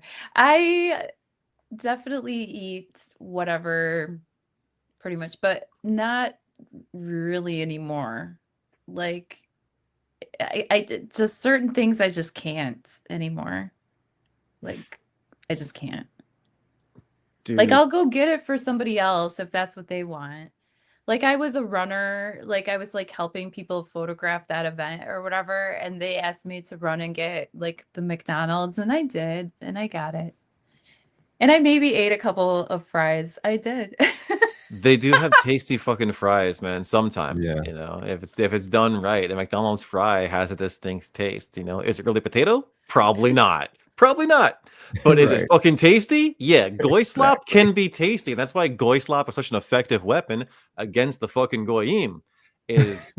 Goyim? We love tasty food. We just do. It's a self-control problem of the goy folk. But dude, I'm thinking like, do you guys see? I see gas prices spiking back up because earlier you guys brought up like, oh, the restriction, with Chiron going into Taurus. There's a few things that indicate gas prices going up. Not just leaving astrology alone for a second. The Strait of Hormuz is still closed, and the fact that I don't know about you guys, but like most people lately, I've been watching gas prices like a fucking hawk, and they were going up for like the past week, and then for whatever reason today and yesterday they've been down, and I'm like, what the fuck happened? How are these prices coming down? So I feel like the ones that want to be in control are like rowing gas prices for profit. But back to the astrology now, right? Okay, we got Chiron entering Taurus, sure, but Saturn's still in Aries, and Trump, love him or hate him, I'm not a fan, but many love him, many hate him. He's having a solar return. And like it or not, a lot of these like mundane things that have been happening over the past several years have been going on with activations in Trump's natal chart. And this full moon is going to be a full moon opposite Trump's natal sun. Again, just like me and Esperanza have birthdays coming up, so does the big boy, upstairs. So go ahead. Oh I no, thought you I'm were. not. Oh, okay, my bad. I'm just gesticulating. I'm not trying to say anything. You're good. No, hop on in. So yeah, I'm just thinking like gas prices. I don't know. Like we're talking like something happening. Like I'm just waiting for the other foot to drop because like it takes 2.5 months for oil to leave the Strait of Hormuz and reach its destination in the USA. So it's like, even if it reopened tomorrow, we would still feel the effects of the closure for such a long time. So I am really just waiting for the other foot to drop, or what's the expression, the other shoe to drop, whatever it is, with these gas prices. Like the fact that and like whenever they go down for a little bit, it does spike up afterwards. Cause like even like a month ago, like gas prices, hit like whatever it was, it's different in every area, but it went pretty high and then went down a bit and then went even higher. So I'm thinking like this time we're going to get like a little dip, this week maybe. And then next week we might see some fucking skyrocketing shit. And again, we got this full moon on Saturday. We're talking now on, what is it, Tuesday? This full moon is going to be Saturday. So who knows what gas prices are going to be looking like then. So I'll land the plane there. Yeah. No, I feel you on that. And then even with Pisces rules petroleum, and so like ruling planet, depending on your system, it's going to be, Jupiter or it's going to be Neptune there. And then of course, Neptune and Saturn conjunct, like when you had that going on, you definitely saw where the cogs started moving with oil prices and all that stuff. And now that it's separating, you're seeing kind of this is like the new reality that we're in. Like I always kind of get into that with Saturn, Neptune, and then it being that new reality as it separates and all that. When it was conjunct, it was hard to really separate like reality from fiction, especially with the Mercury retrograde in Pisces, or I should say like reality from the dreamscape. But yeah, and then we have that Yeah, Mercury or having to retrograde. go back in and try to Pisces. Yeah, and then we're remember. coming up on another retrograde here soon. We've got the Jupiter here that's in Cancer right now. So like all these different, and I could go on and on with the aspects here and like where they're at, what they're placed at, but then even the releasing moment, the full moon in Sag, you know, which has, it's that dispositor there that you've got. Like I would totally tie that to some type of thing going on with the gas prices. And then when we're looking at these Uranus things that create this instability, this volatility and all that, I totally agree with that. And it even seems like we're out on this, what, like 6 month window here to where things are going to get like really insane price wise. And then I think this is how they're going to implement the control grid, because that's my whole thing with Trump that I think he's doing. Like I honestly think there's a part of him or something that's losing on purpose, that got our asses whooped on purpose because he fired everyone that was there. That was telling him not to go and do this stuff. It looks like we made a little foothold, just got our asses whooped, you know, lost planes, lost a lot of stuff, had to go get that pilot and everything. But no, it seems like we're trying to be forcefully removed or like having to leave the Middle East and then take control of the entire Western Hemisphere. You see, like we've got Cuba down the barrel next. It seems like we're going to take Canada. Canada could give us the fertilizer. You know, Mexico's on the list too. And this is all in the 2026 National Defense Strategy Plan. They've laid this out already too, not even bringing the astrology, but it's in the astrology too. Greenland can bring us the rare earth minerals, but yeah, Mexico would be like where we can manufacture things. It seems like we're getting ready for some type of AI arms race and for a like post petroleum world, or where it's not going to be available to as many people. And then this is where kind of that whole conjunction I'm talking about in July comes in. And then ultimately where I think the first steps of the new financial system that are coming in during this Venus and Mercury retrograde with the Scorpio new moon, I think as well.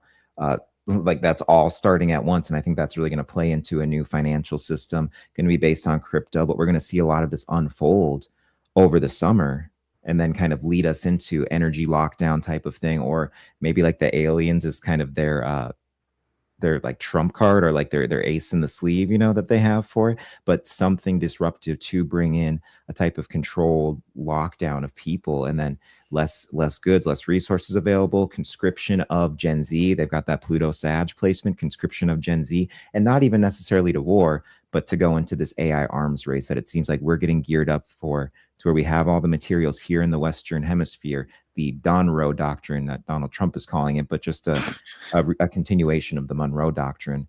And that's kind of what it seems like they're lining up for all of this. And I think like anything with oil, there's a partial plan to it going up. I think they want oil to be unaffordable for us. Yes, they 100% do, man. Like you said, it's part of the new control grid that they want, because there's a reason that they're making plans to have every car require electric in some way, and they want to tax you heavily. And there was some tech oligarch I saw in some video or news article recently talking about how, oh, it'd be pretty easy to program cars to have a throttle on the speed limit if you don't use electricity and use gasoline instead. So it's like And they can stop the car too. oh yeah, the kill switch is fucking up for sure. But I mean, they're getting devious with like, yeah, so there are so many different aspects they're trying to control your freedom of movement, because it seems like things are like talking about, you know, goyim and awakening to health. People are awakening to the fact that some people think that they are goyim to a very alarming degree. And I mean, like, dude, like the civil unrest we're starting to see in countries like Ireland and Britain, I don't see that slowing down. Like, if there are X number of people awake this year, as these countries keep having these problems, and then you add in food prices and gas prices causing the food prices to go up to exacerbate these problems within countries, like, dude, the possibilities for civil unrest are fucking looking scary, like genuinely, you know. Oh yeah. So there's a ton of issues. And every Uranus and Gemini, you get that like really just the massive destruction of Europe, and you know who ends up being the power like that's like able to really weather the storm is Germany. There's some wild things going on in Germany's chart right now. I know Germany's sun, at least for there's a couple different charts as a mundane you have to use, but at least for the chart from 1949, Germany, Uranus is about to hit that degree. It's about to come into an exact conjunction with the sun. And I think there's other aspects too, but I think there's going to be some stuff that comes up around Germany, and whether it's an attack coming in, there's going to be something around the leadership.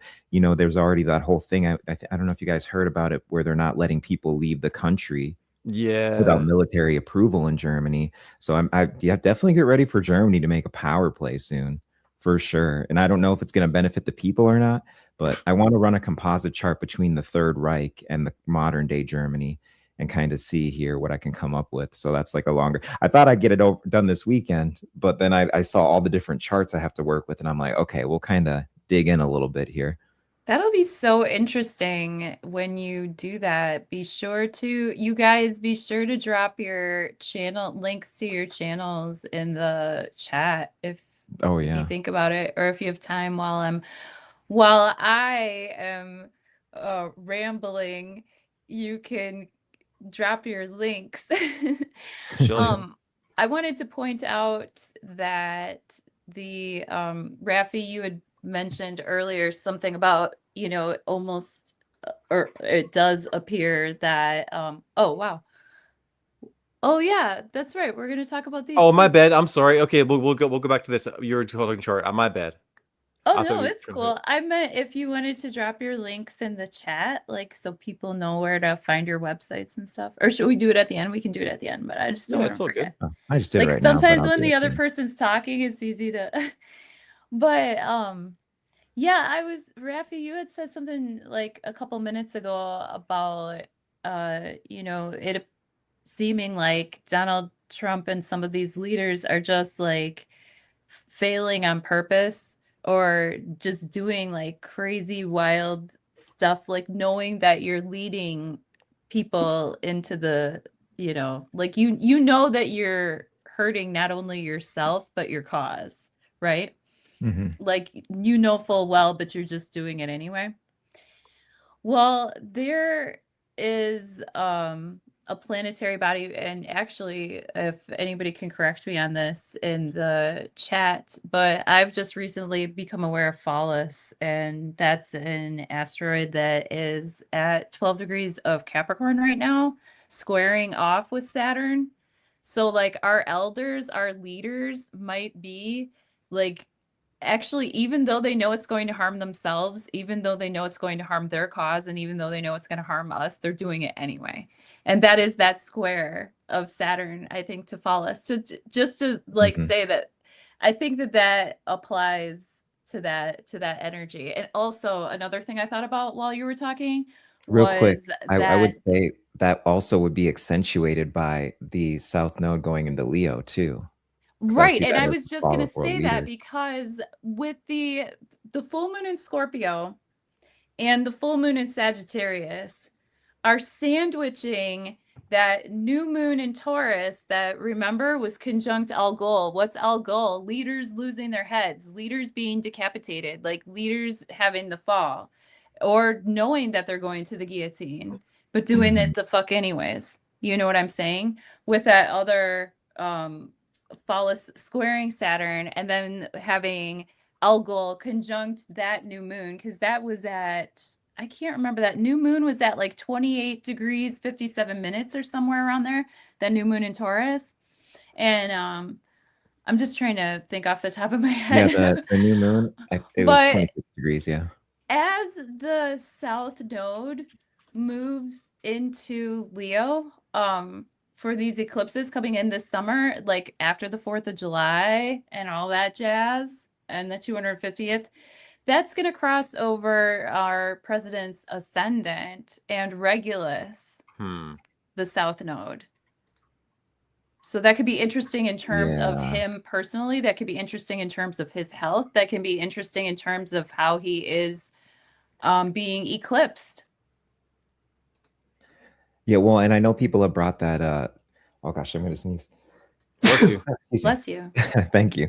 People have brought that up, what you were talking about, though, in terms of casting out some predictions for, whether it's Donald Trump, unaliving in a way that's forceful or that's due to natural causes. Yeah, like people have been saying he's going through those transits again. I wouldn't say that, but I mean, that's pretty extreme.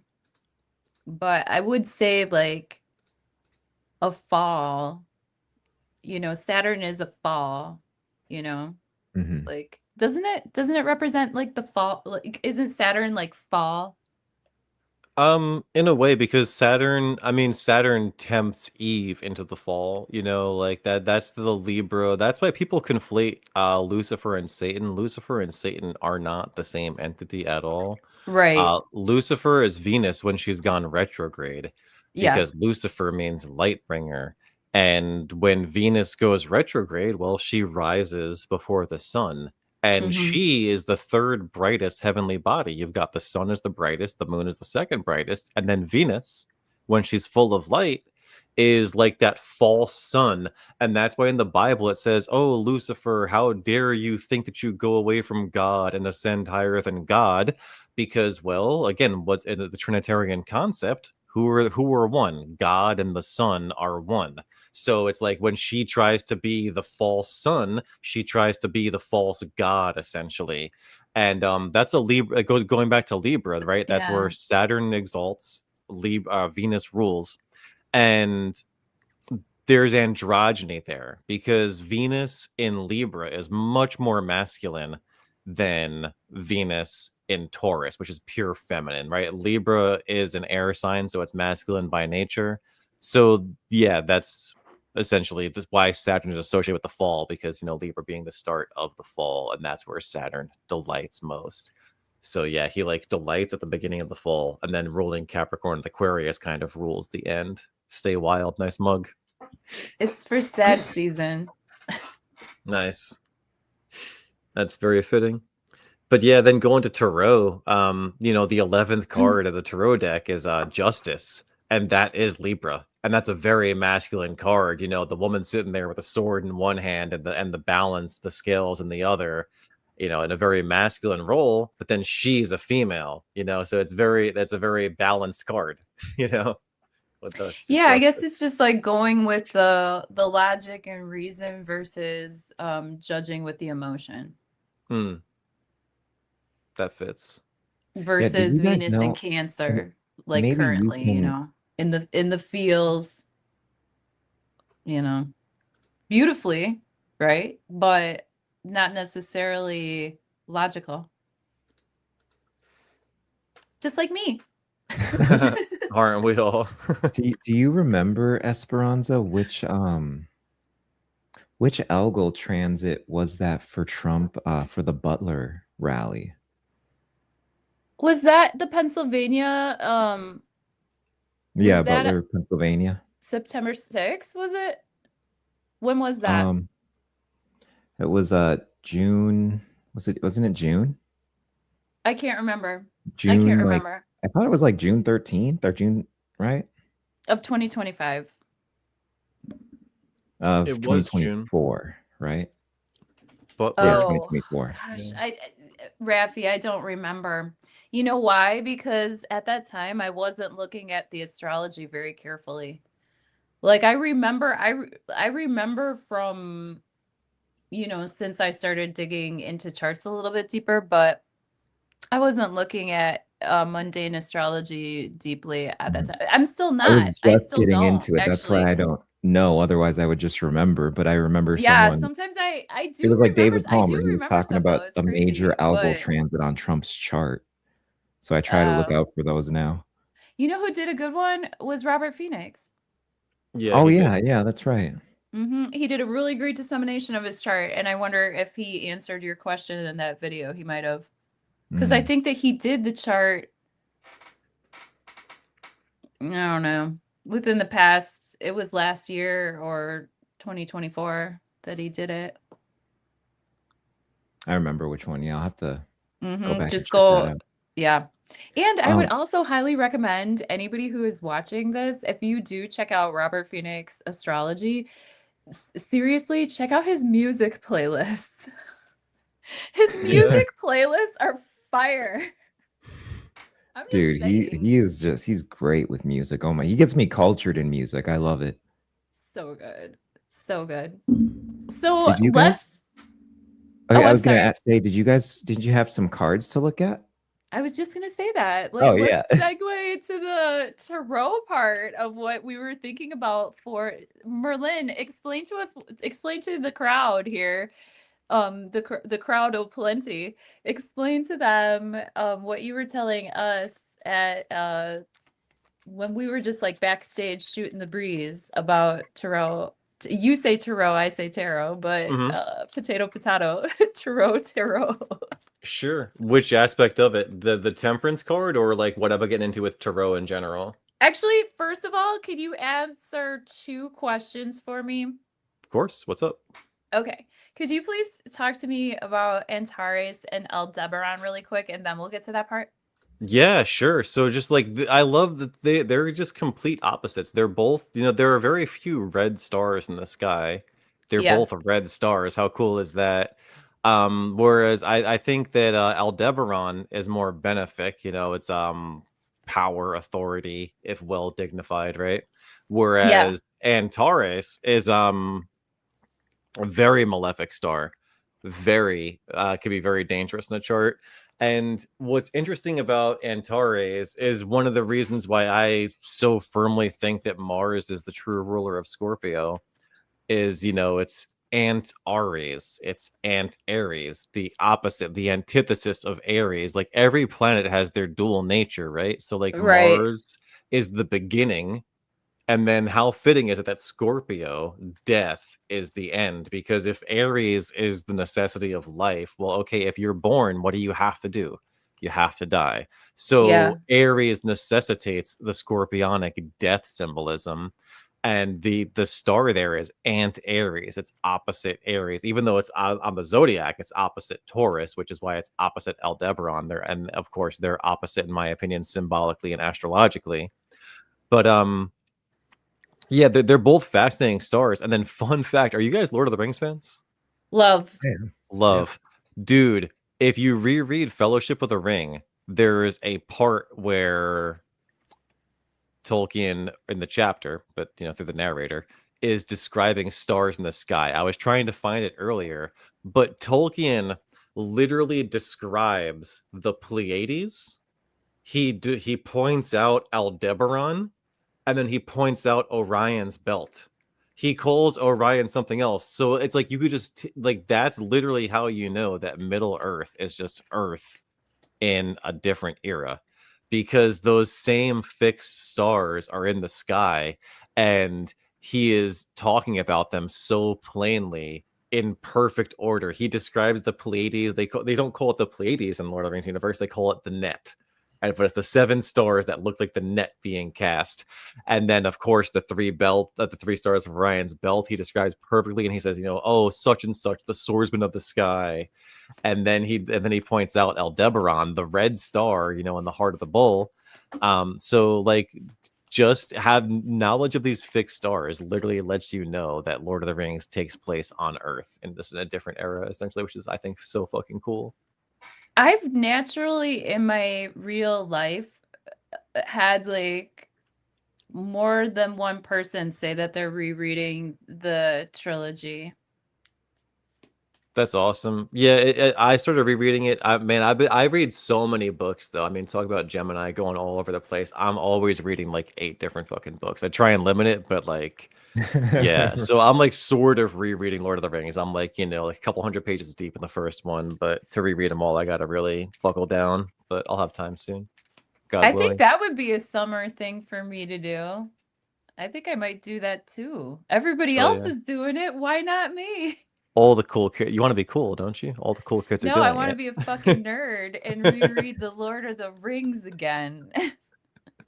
That's what I I know. want to be. I think Because from that's you, what I Merlin, I've am. got like 5 or 6 books on my list here, and now I'm finally feeling the energy of getting it. And then I got like 8 other books that I'm ready to get into with astrology and all that. I'm going to add Aldebaran, by the way, to my stars here. I'm like been slow to add them. I wait until like someone tells me about it, and then I'm like, okay, now I'll add it. Like I'm kind of Yeah. picky about where I get information from. What to do with my hair?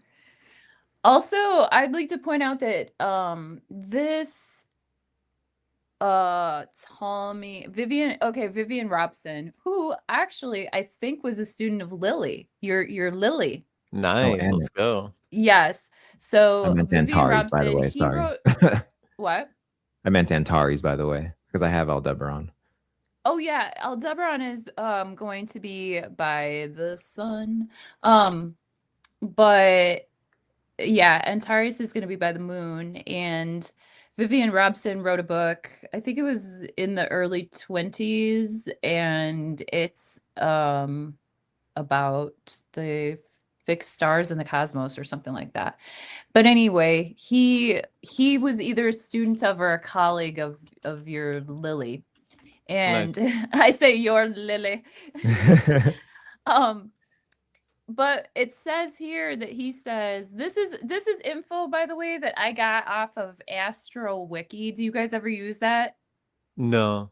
Oh my gosh, Astro Wiki is so much fun. You should use it. Okay, that's dope. It's like Wikipedia, but it's run by Astrodinst. Astro.com. Hmm. Astrodinst is like where I pulled this chart from. Sick. It's like a astro.com. It's like a free website where you can make a anybody can do it. A lot of people in the chat probably get their charts from there. And you Shout out wanted, astro.com. so you wanted this wiki thing up right now with the scorpion on the left and the stars on the right? Yeah, so we're Okay. talking about Antares, right? Because that's conjunct the moon. And with the moon, according to Vivian Robson, it says the energy is known, like someone who's known, tolerant, interested in philosophy, science, metaphysics, prone to a change of religious belief. Isn't that interesting? You know, with all this Christianity disclosure, kind of like they're kind of mixing it up with the traditions, with the Saturnian traditional religions. Um, like where was I? Oh, change of religious belief, influential friends, favorable for gain in domestic matters, local politics, great power, honor, and prosperity. But as it goes with a lot of fixed stars, favors prove to be short-lived. There's a danger of violence, illness, drowning, or assassination. Hmm. Interesting. Yeah, just honestly, what's crazy is how many. I think it's a straight fucking psyop, but the amount of shooters they've had at the White House over the past like couple months is just fucking weird Oh my because it went god. from like So literally weird. never happening to like, oh, we've got a new one every week now. And it's like It's people have been crazy for fucking ever. This never happened before. Like, what's happening right. here? Not like that. Yeah. Well, and Yeah. then with the White House correspondence guy, I did a whole video on this. He was connected to the missing scientists. Dude. That was the whole like he was part of the same JPL fellowship Well, and that you all these wonder if they're scientists just, came through. it's like, are they just breadcrumbing us so that we just go down these wormholes and drive ourselves nuts? Well, I think it Like, are really they just speaks trying to to create like mental, like I mental think it speaks to vortices? the whole idea of Yeah. like a breakaway civilization or like, an adjacent society to our own that is just behind the scenes, has access to different technologies, different things. Like it really just, I think it just speaks to that. Oh, completely. I mean, I think UFOs are literally the government. Yeah. I don't think A lot aliens of them exist, are. but the UFOs definitely exist. Ken Wheeler talks about this. It's just field propulsion technology. It's just a manipulation of the field, which is the fucking space that we inherit and exist in. So like the government just has shit that we're not aware of, and that's all UFOs are, I think. There's nothing like extraterrestrial about them, I don't think, personally. Mhm. Yeah, I'm always open to extraterrestrials, but as I got deeper into the Steiner work, I love Gigi Young and how she goes into the work and all that. But it really can all be explained by just like either the remnants of the Atlantean culture, their descendants carrying the technology forward, and then the reverse engineering by our government. Like you can explain it all through that. So you don't necessarily need aliens to explain what's going on with the UFO phenomena. Yeah. I And think then it's and a then when you're talking about grays and reptilians and all that, like they were doing genetic modification back in Atlantis. That's like part of the fall of Atlantis. Hmm. it was like a hard one for me because I was all about the aliens. I was into all like the Pleiadian stuff. Like all, that's how I was awakened. You know, I Barbara think it's Martinez, everything Wings of the though. I Dawn. think that it's also that too. Like, I don't Mhm. think it's an either or situation. I feel like there are government ships, but I also do feel that there are interdimensional conscious ships that the government is trying to replicate, but they just fucking can't. I feel like there are bodies that exist. I mean, you know what would be cool, you guys, right now? What's Is up? like if one would come to the window. Like literally, I guess like there's people that do summon them or whatever. But also I do think that it's all true. I'm kind of like one where I think that everything is true until you can prove to me that it's not.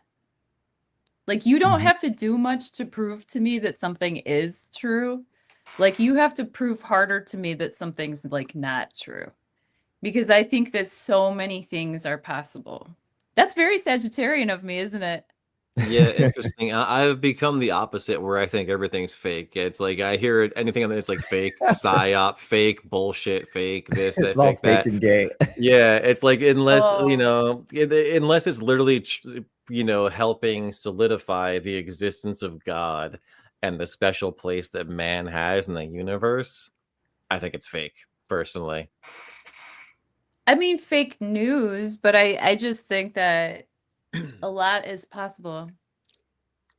Oh yeah, I mean everything's possible. That's what's beautiful Yeah, about life. I've moved more towards that too, Merlin. And like I'll always have the conversations and remain open to like everything else. And I'm not saying that you don't or anything, but yeah, like that's really where I've moved to. I feel like the Steiner work was very revolutionary and pivotal for me. You know, and that's just part of like a bigger thread of like the anthroposophic thread and all that stuff. And you can get into like theosophy, all that, but no, like I really, yeah, like I try to get it centered around humanity being really the center of creation and that whole, yeah. Yeah, it's very important to me, and going to the tarot in a little bit. That's reflected in the tarot big time. That's the first card. The Magician shows that man is literally center of creation. It's very fucking cool symbolically. Yeah, Robert Phoenix argues that that card is Aries.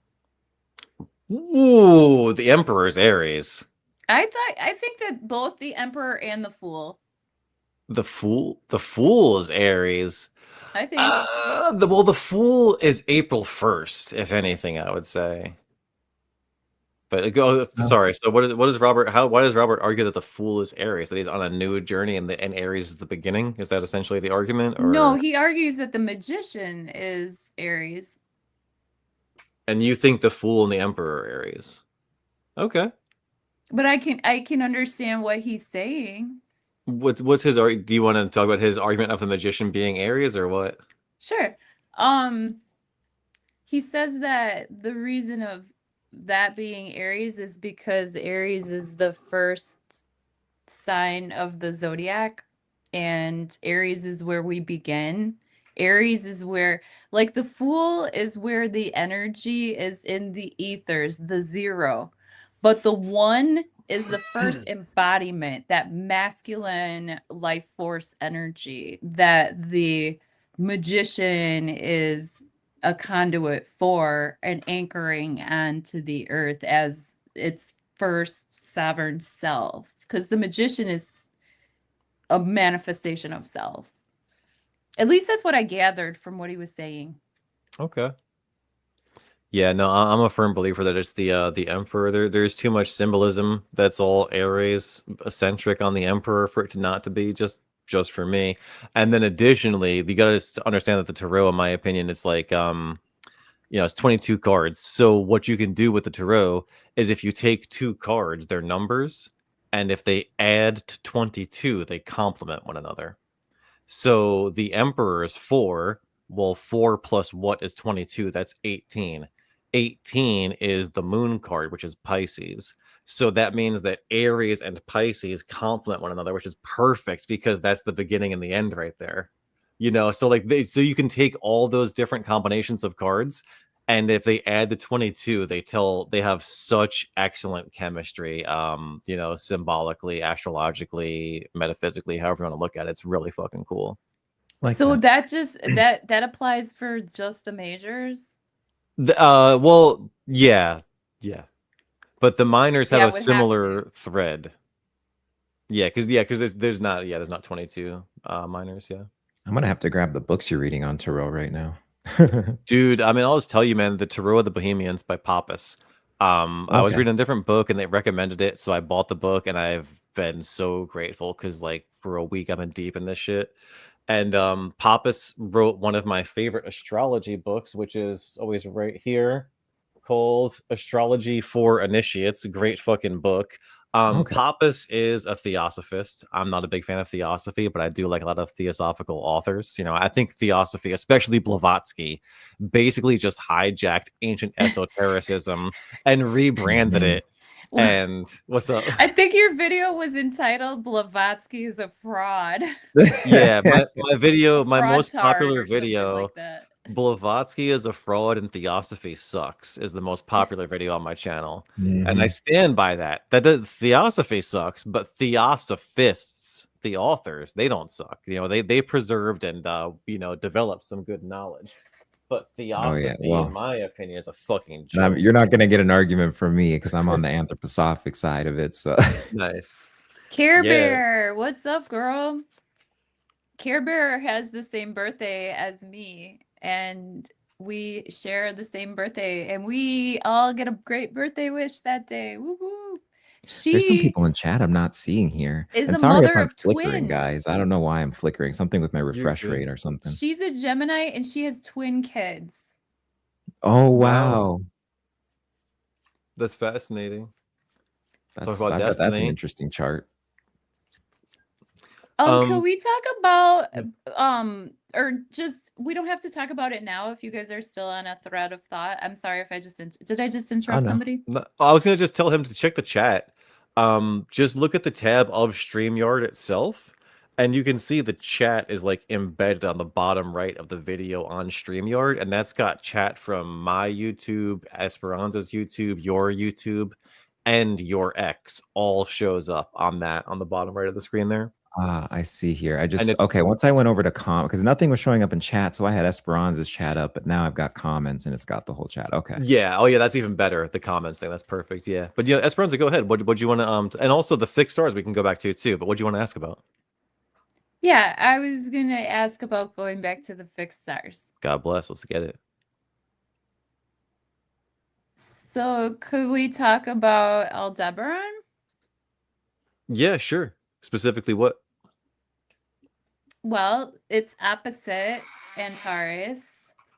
And it also has, I wanted to know what your take was on the vibe because with that being with the sun during this full moon, for me, like I said, one of my like highlights of this moon, and you guys, I should prep and prepare like so that my thoughts are more cohesive, but they're just not. And I just sort of just roll.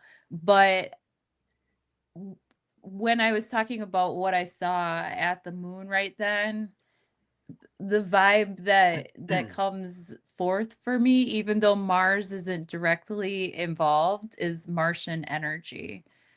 Um, and Sagittarius can be like a rallying cry too. Sagittarian energy can be like, like the horseman in the front, like kind of like leading you know what I mean? Like it can kind of be like that kind of like what like rally energy too, but with that Martian take on it. There's a picture of Aldebaran with that like black thing with like the red star, if people want to see what it looks like. Yeah, sure. Throw it up. Oh, I throw it up? Oh yeah, well yeah. I mean, if you want to, if you have it, do you have it or no? Yeah, it's If right not, it's here. all It's in good. your thingy. Oh, this right there. Yeah. Okay, cool. My bad. I got you. So Aldebaran Hayden. Okay, cool. So Yeah, this is red. yep, beautiful. Very, very few red stars. And what do you know about Aldebaran? I know that again, its favorable aspects are short-lived, but it does have some favorable aspects. What do you know about it?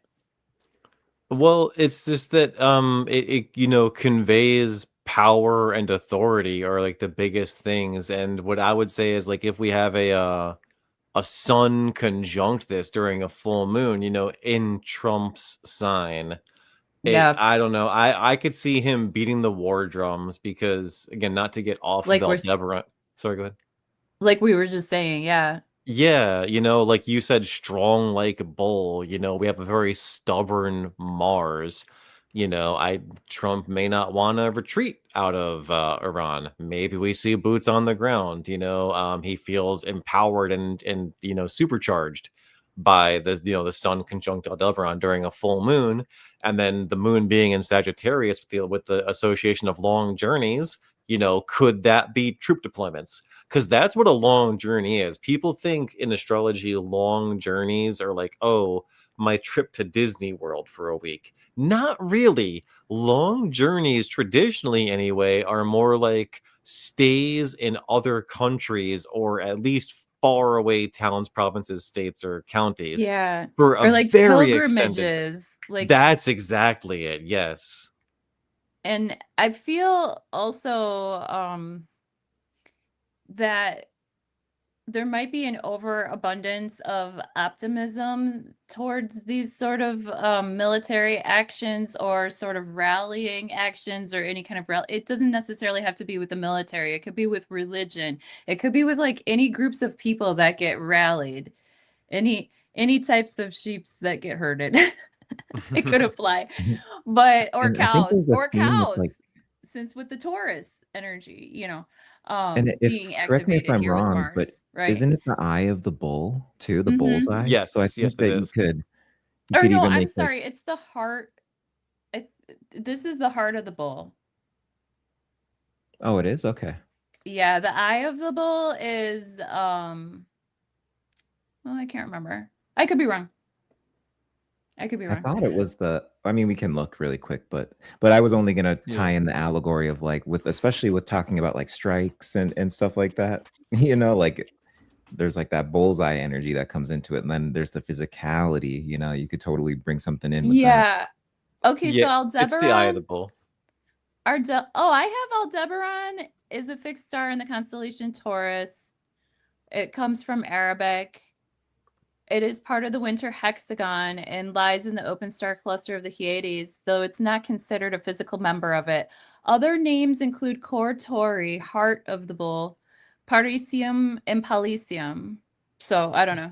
I have heart of the bull. Heart of the bull, Hmm. eye of the bull, something in the I bull. only Interesting. remembered Yeah, that it is. because I have that Pleiadian connection I told you about for my awakening. So I was like, is my whole life a lie? Because I was always like, oh, the eye of the bull. It's like that's where it's at. Yeah, it looks like an eye to me.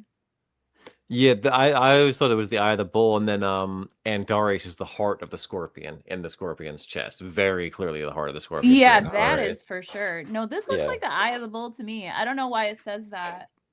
Yeah, and if you Google eye of the bull, it pops up with a whole bunch of shit for Aldebaran too. But the internet's all over the place. But yeah, I bullseye is agree. a fucking uh great link there, bro. I like that. Especially giving Sagittarius, dude. That's how cool is that? Oh yeah, Oh Sagittarius, definitely. the yeah, centaur shooting. going for the target, bullseye. Ooh, man, that's a very interesting, connection right there. I yeah, with what I was going to say too is like the overabundance of optimism could lead people over the cliff.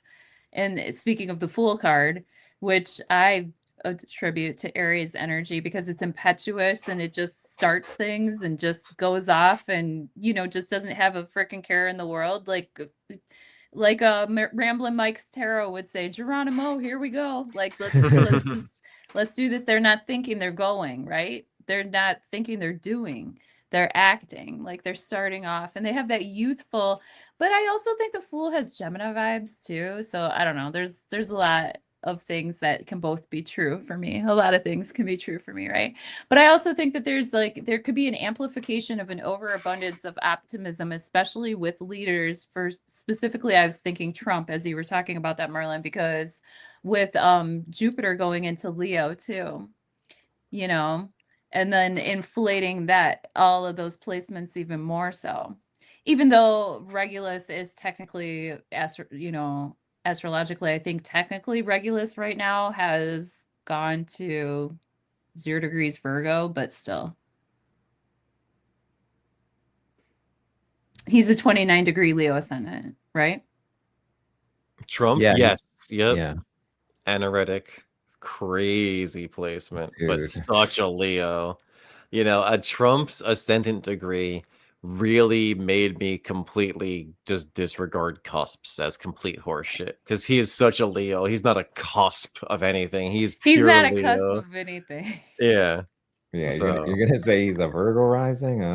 right? Not even a little bit. Not even a little bit. Yeah. And I say quite this No. as a Virgo rising. I'm like, no, he's not.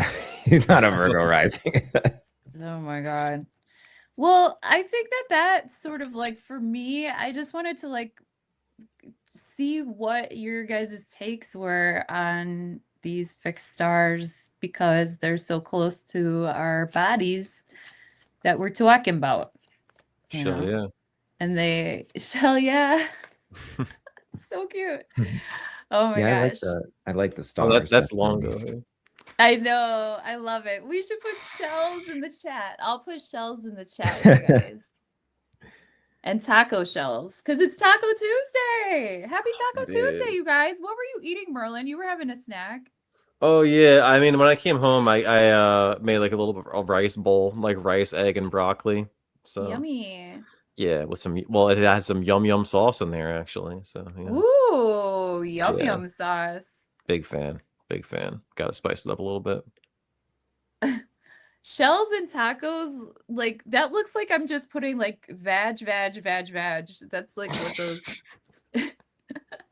which also applies. Bash is in the chat. Vag is in the chat. Alongo puts oranges. I put tacos. Lamb's in the chat. Oh my Oh my goodness. goodness. Yeah. Well, did you want to tell us about temperance or Raffi? Do you have any insights on more moon? What do you guys think? Well, I keep like looking back at the chart, and I really think I covered everything I wanted to say on the I think I chart need lip itself. gloss. I don't think I'm missing any any placements. We could always throw. Thank you for putting it like I do that, 'cause want I didn't do want put to my say lip I'm gloss. sorry. I got this flickering going on, but my lights aren't flickering anywhere. So it's like a refresh rate thing. I don't know. And then I realized I was mirrored this whole time. Like my screen was mirrored, so I just Yeah. flipped it. My screen's mirrored. Your lights aren't flickering? That's wild, dude. Yeah, that's definitely because it looked like a fucking rave at your house. I was like, yo, Raffi is fucking vibing. I know, right? now. Like I'm over here, like people probably think I'm like tweaking or something. He's club. Yeah, you guys really like the dance floor, huh? Like, holy shit. Indeed, we do. I only noticed this with my last video I made. Well, the video this morning I made, I'm like, oh, like yeah. why am I flickering? I'll figure it out. And yeah, so I'm gonna have to figure this out. It's got to I be a want to show you refresh rate thing. guys. I'm flickering. Ooh, hey, oh, you Nails? low key have been painting your nails, huh? Well, What were you doing? I saw you doing something beauty related. I wasn't like was paying I attention though. doing I it swore, here on the show? I swear I saw you like messing with Oh, I something. had my lip gloss. Oh yeah, that's what it was. Okay. Yeah. I'm very dehydrated.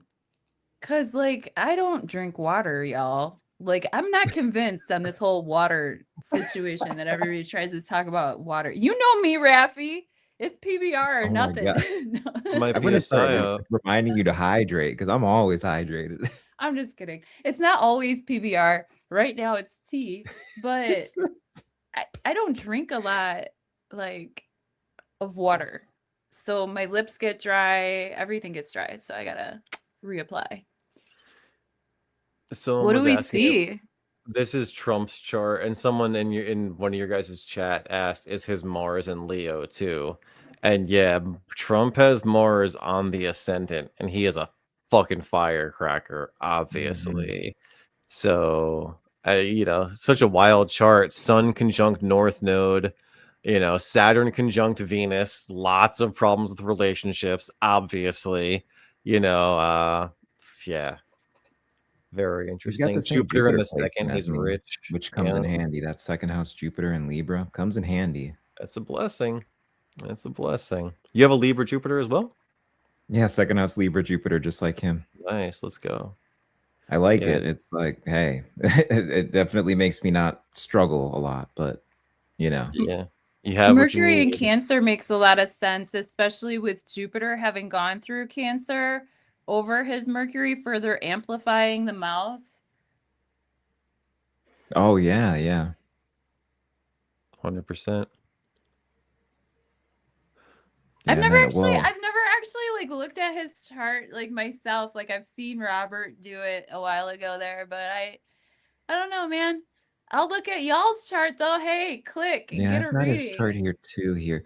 Well, and then you know, and then he's got the Uranus up there in Gemini. He's in a Uranus return right now. So like he's much more volatile. I mean, he already was volatile, was Uranian, like as an individual, besides his mercurialness, But like and there's that relationship between Mercury and Uranus, conceptually anyway. But yeah, like he's very Uranian. Like that's the thing with him. And then that's like aspecting that Jupiter. It's in trine to his Jupiter and his Chiron. So it's like, especially in a Uranus return, it's like all these things around really, like if you look at the themes of that Jupiter placement of always having what he needs, always having the connections from people, always getting bailed out, monetarily and stuff like that, and the Yes. Chiron around it, like the way they try to come after him, it's now like he's coming. It's not being aspected in the transit wise, but natally it's aspected, and he's in the return of that Uranus right there, and so it just like makes him way too freaking volatile right now.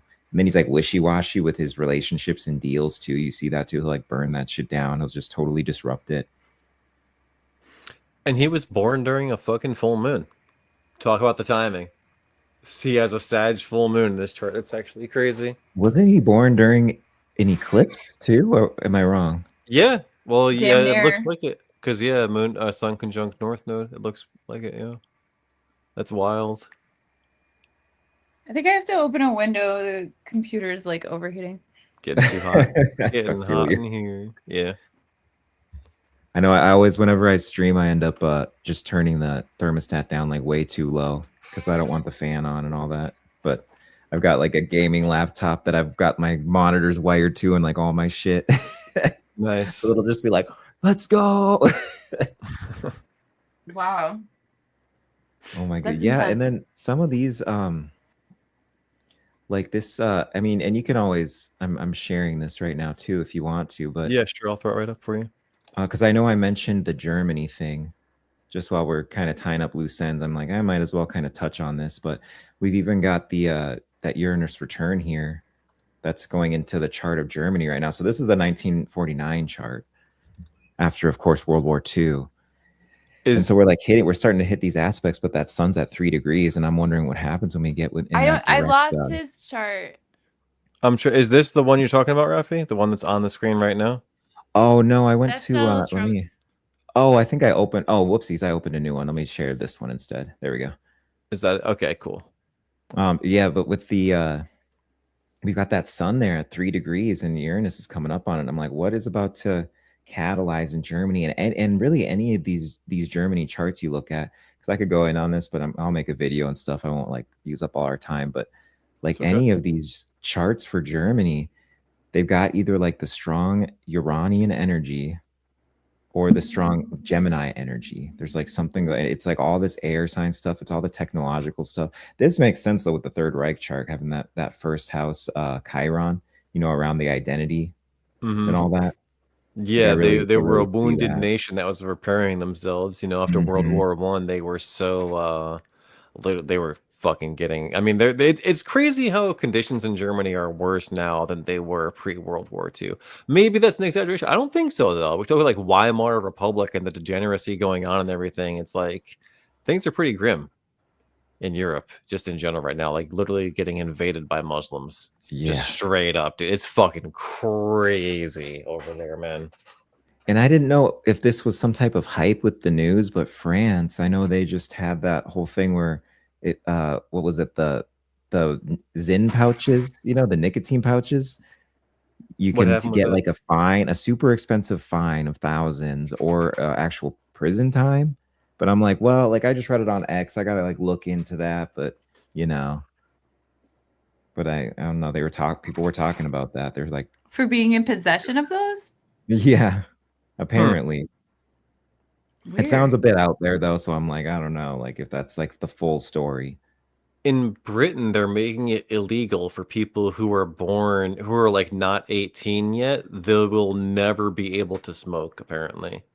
Like it's just like they've banned tobacco Dang. and or nicotine products for people younger than 18. That way it's like they could never start, allegedly, or some shit like that. Well, maybe that's going to play into, I mean, this is a silly thought, but it's a Gemini sun, even though it's a Sagittarius full moon. But this is a silly thought, but that could also play into some of the themes that we were talking about earlier about like changes in religion, surprising like shifts, because like tobacco is sacred, you Mm-hmm. know, to a lot of religions. And just like how some people sort of like changed their religion when certain mandates were proposed back in 2020, certain people like used religion or changed their own religion so they could have a religious excuse to do or not do certain things. Maybe tobacco will have to be available to people for religious means. Interesting. Hmm. Yeah, I Like mean I know tobacco. people that would change their religion for a freaking smoke. Yeah, it's a tobacco. It gets such a bad rap. Not that I'm saying whatever, but like, Mhm. there. It's like I think it's the additives that go into the cigarettes that really fucking get you, Yeah. I think. But I've never smoked a cigarette a Yeah. day in my fucking life, so I wouldn't even know. There's I've something smoked about cigarettes. tobacco, like actual just tobacco. Like, and it's really only been when I've hanging out with like native people or something like that. But getting into Mhm. some of the deepest conversations, smoking tobacco with people, like that's Nice. there is something there with that.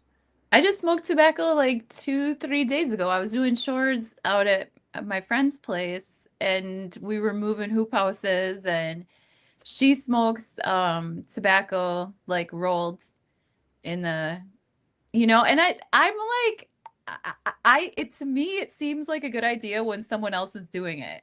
Then I want to do it too. But then like the next morning, I always wake up and I'm like like what the fuck did I do yesterday? And I have like two puffs. Like I'll just have like two, but it is good. Like I like those two puffs. I'm not gonna lie. Oh yeah, no, Tobacco, just I'll like straight definitely feel it. tobacco, it's nice. It's very chill. Yeah, I bet it is. This is the last chart here. Just this is like the original. This is after the Holy Roman Empire. So this is the Second Reich here. But then you've got over here in Aquarius, you got that like Sun, Venus in Aquarius. You got Jupiter in Gemini there, and then you've got the sextile up here to Uranus return here, or not Uranus. I'm sorry, Neptune return here. The Neptune Mhm. Aries. And then even like the return, and I would even say, look at that So, Chiron wait, what return they're year is in right this? now. This is 1871. This And is for the Neptune second takes German Reich. 256 years. What'd you say? Neptune, how long does it take to go around? 256 years? Yeah, but haven't had Neptune reach the same degree as in Yeah. this chart. Yeah, because what are we at now? Like 1? And this is at Uh, 19. I can't yeah, really but like see.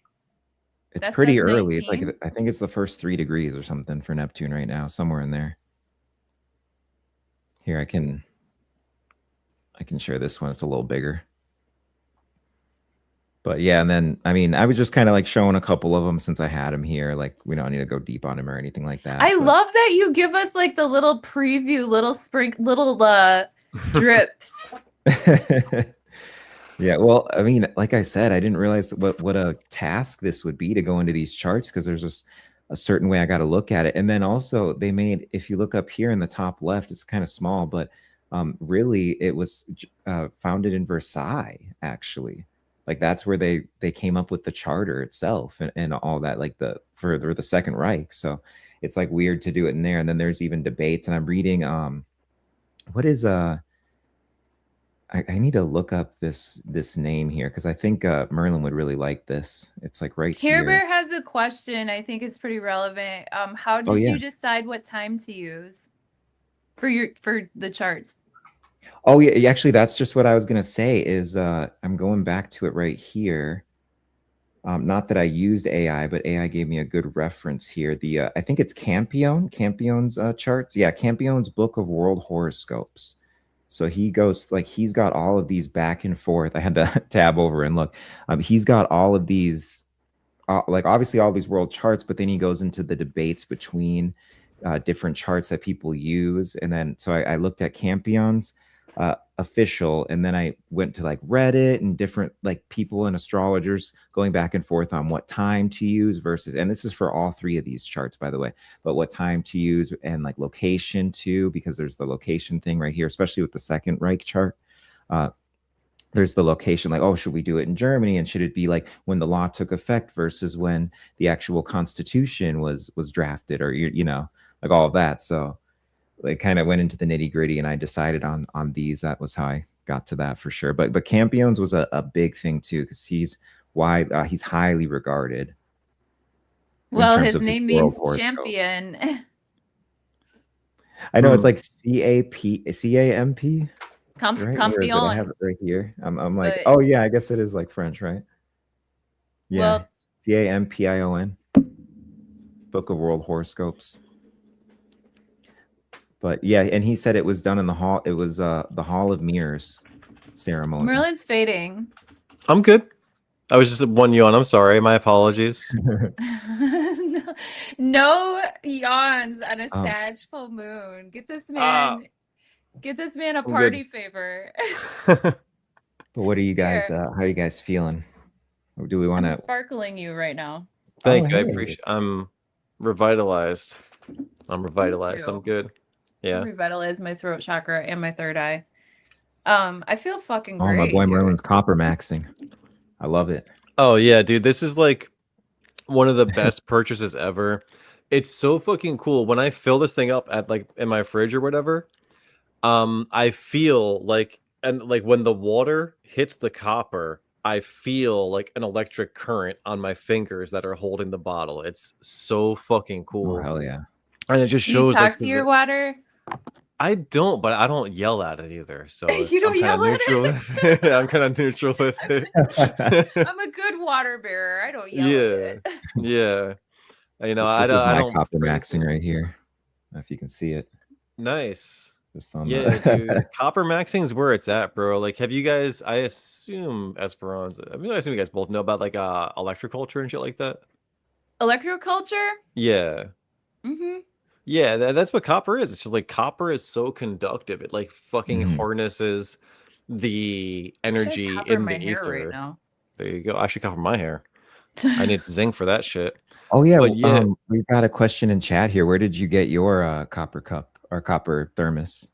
Amazon. All right. I think it was like 20 or 30 bucks. It's not too bad and so worth it. I've had this thing for years and it's still great. And honestly, the water tastes so fucking good. Like I have like just like a regular fucking fridge with a filter, which is probably like mid for water filtration. But like, dude, the water out of the copper cup just tastes so good. It's actually insane. So yeah, worth every penny. I should get one of those because like the water at the farm where I work, it's the best water. It's like when it sits still, it gets bubbly. Nice. You know, it's like legit, and like I should put it in that and it would be very earthy, very good for my spirit. But then again, I don't really drink water, so yeah, water might be a psyop, you know, like because it's almost like you should do the opposite of all the advice, right? If they say get the boop boop, don't get the boop boop. They say drink 8 ounces or 8 gallons of water a day. Drink 0 water per day. You know, fucking milk max. Who knows? You know, maybe we should be alcohol maxing. You know, maybe that's hello. And I'm doing just fine. Thank you very much. There you go. A lot Yeah. of salt. I wouldn't say, I can handle my drink though. I'll tell you what. Sure, yeah. Oh my, yeah, I've seen your chart, and I know you can handle your drink. Freaking Neptune retrograde in the 6th. Yeah. Oh shit. I could go for beer just about every day. You betcha. Right. You betcha. I know And I for live me in it's like Wisconsin, I'll which drink happens like to be like a twice a second year, and I'm Germany. like solid. Yeah, I can do it. I can and will and have and do. And it's a Sagittarius full moon, but I do think like with Ceres making aspects, I can't remember. She was getting near to that conjunction with Sedna and Uranus, and so I think there might be some surprising revelations in terms of like, oh yeah, and then making the aspects to the South Node too, that like we were saying before about like healthcare or cutting out certain things, or even people doing like a little bit of a cleanse after this moon type energy. That's Oh crazy, yeah. dude. Me and my friend were both talking about doing a fucking. I do this gallbladder cleanse. It's if you've not done one before, I highly recommend. It's fucking sick. This guy Andreas Moretz, he has a lot. He has a book on it and a lot of YouTube videos. It's everybody's got stones in their gallbladder or their gallbladder, not your ball bladder, but your gallbladder. Well, potato, potato. Yeah, exactly. When in Rome. Uranus. I feel like I've heard that guy's name before, actually. Oh, dude, yeah, he's big in the health space, like, cause he's fucking legit, dude. Like, and not to get too graphic with the cleanses, but like, there's a while where it's not even just like anything waste anymore. It's just like the stones come out, and it's like you could just see them, and it's like, what the fuck, bro? Like you have so many gallbladder stones, it's crazy. Dang. So I'm talking about like because his Actually, cleanse is so effective. don't curse me like that. So you might have my bad. I'm so sure many you have none. gallbladders. Everyone else has hundreds, but you have none, I'm sure. Zero. Oh my god. No, My well, gallbladder is just as that's a squeaky cleanse I'd clean be as my interested in. personality.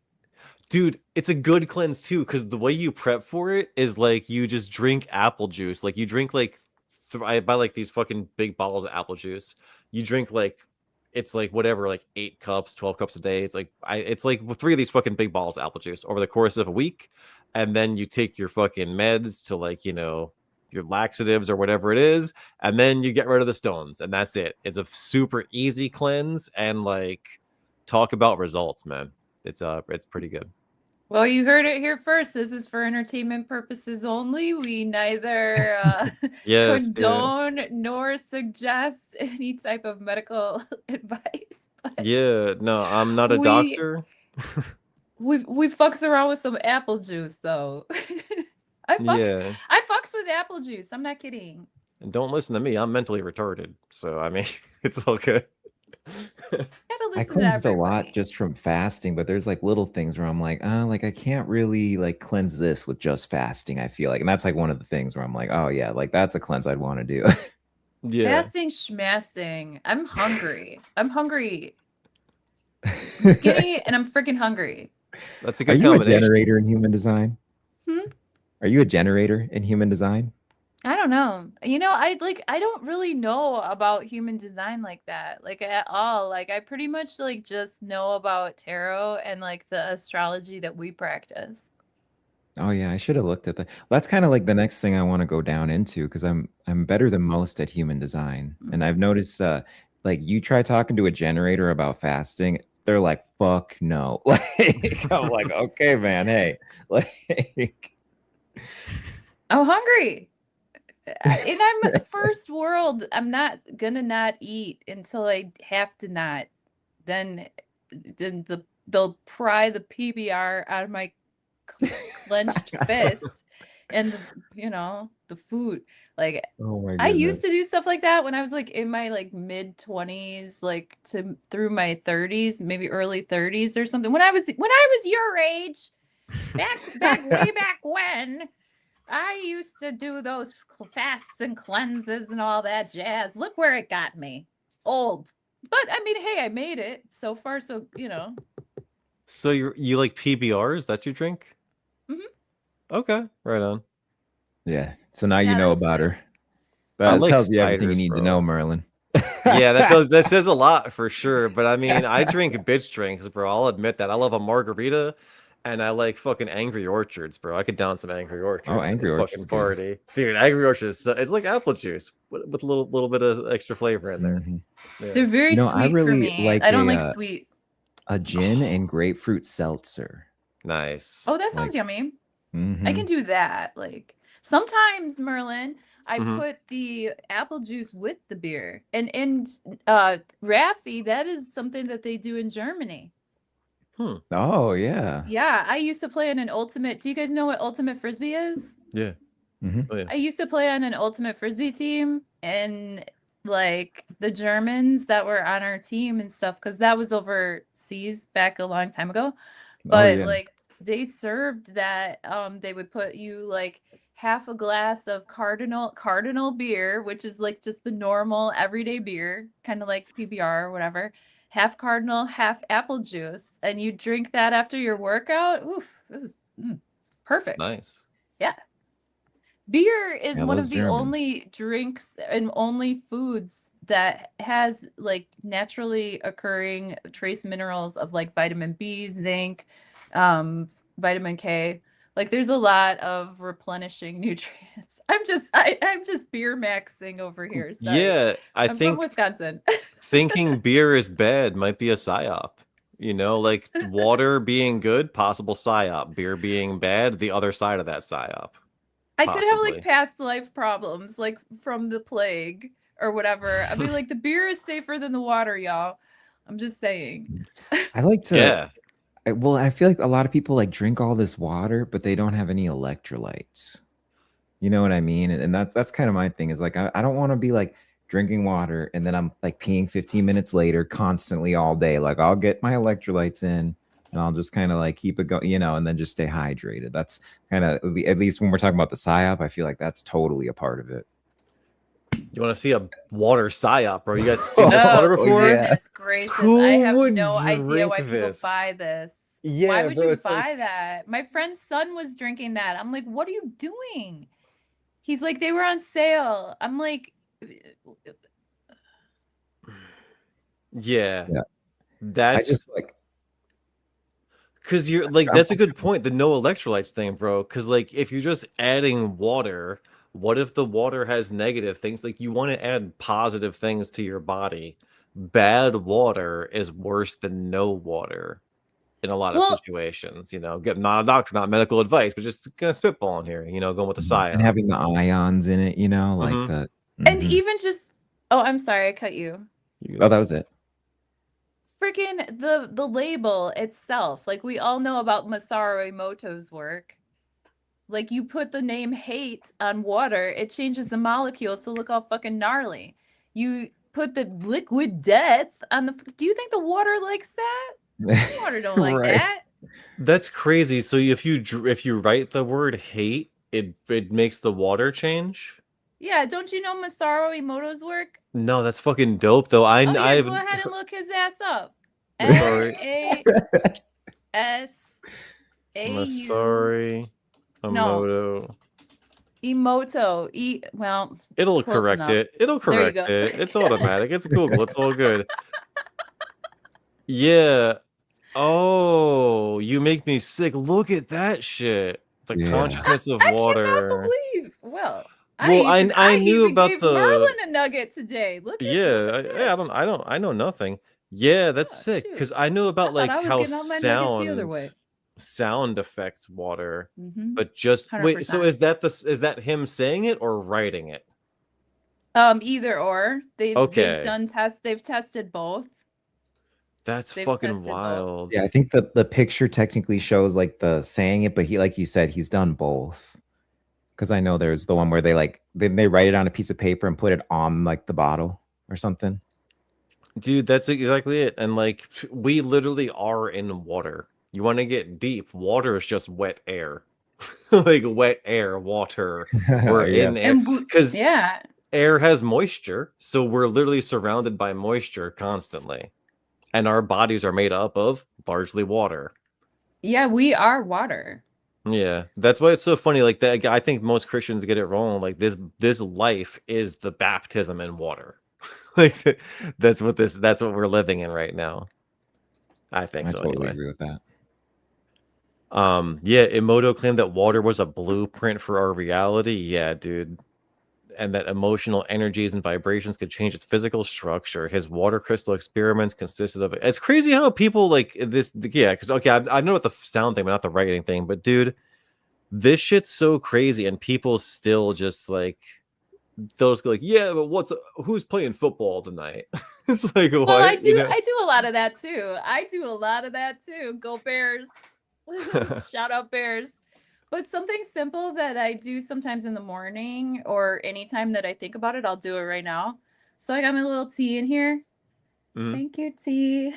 I love you, tea. Thank you, tea. Mhm. Thank you. Thank you for helping me out with your adaptogens and I like love your whatever, you know, jubilance. because I I'm have always in ashwagandha in awe of here. your jubilance, Esperanza.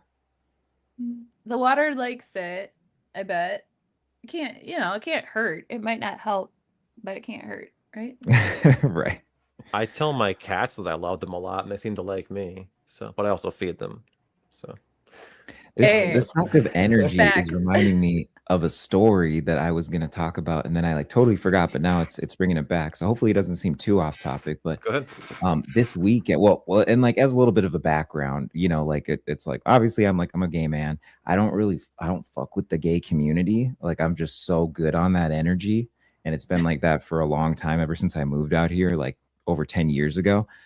But I had some friends that have been pestering me for years to go to the gay club. And I was like, I just want this off my plate. So I'm going to go, whatever. Like they're paying for me to go. Like there's literally nothing for me to lose. So I'm like, okay, let me just go and everything. And man, like the amount of just mental health issues I was seeing like moving around in there.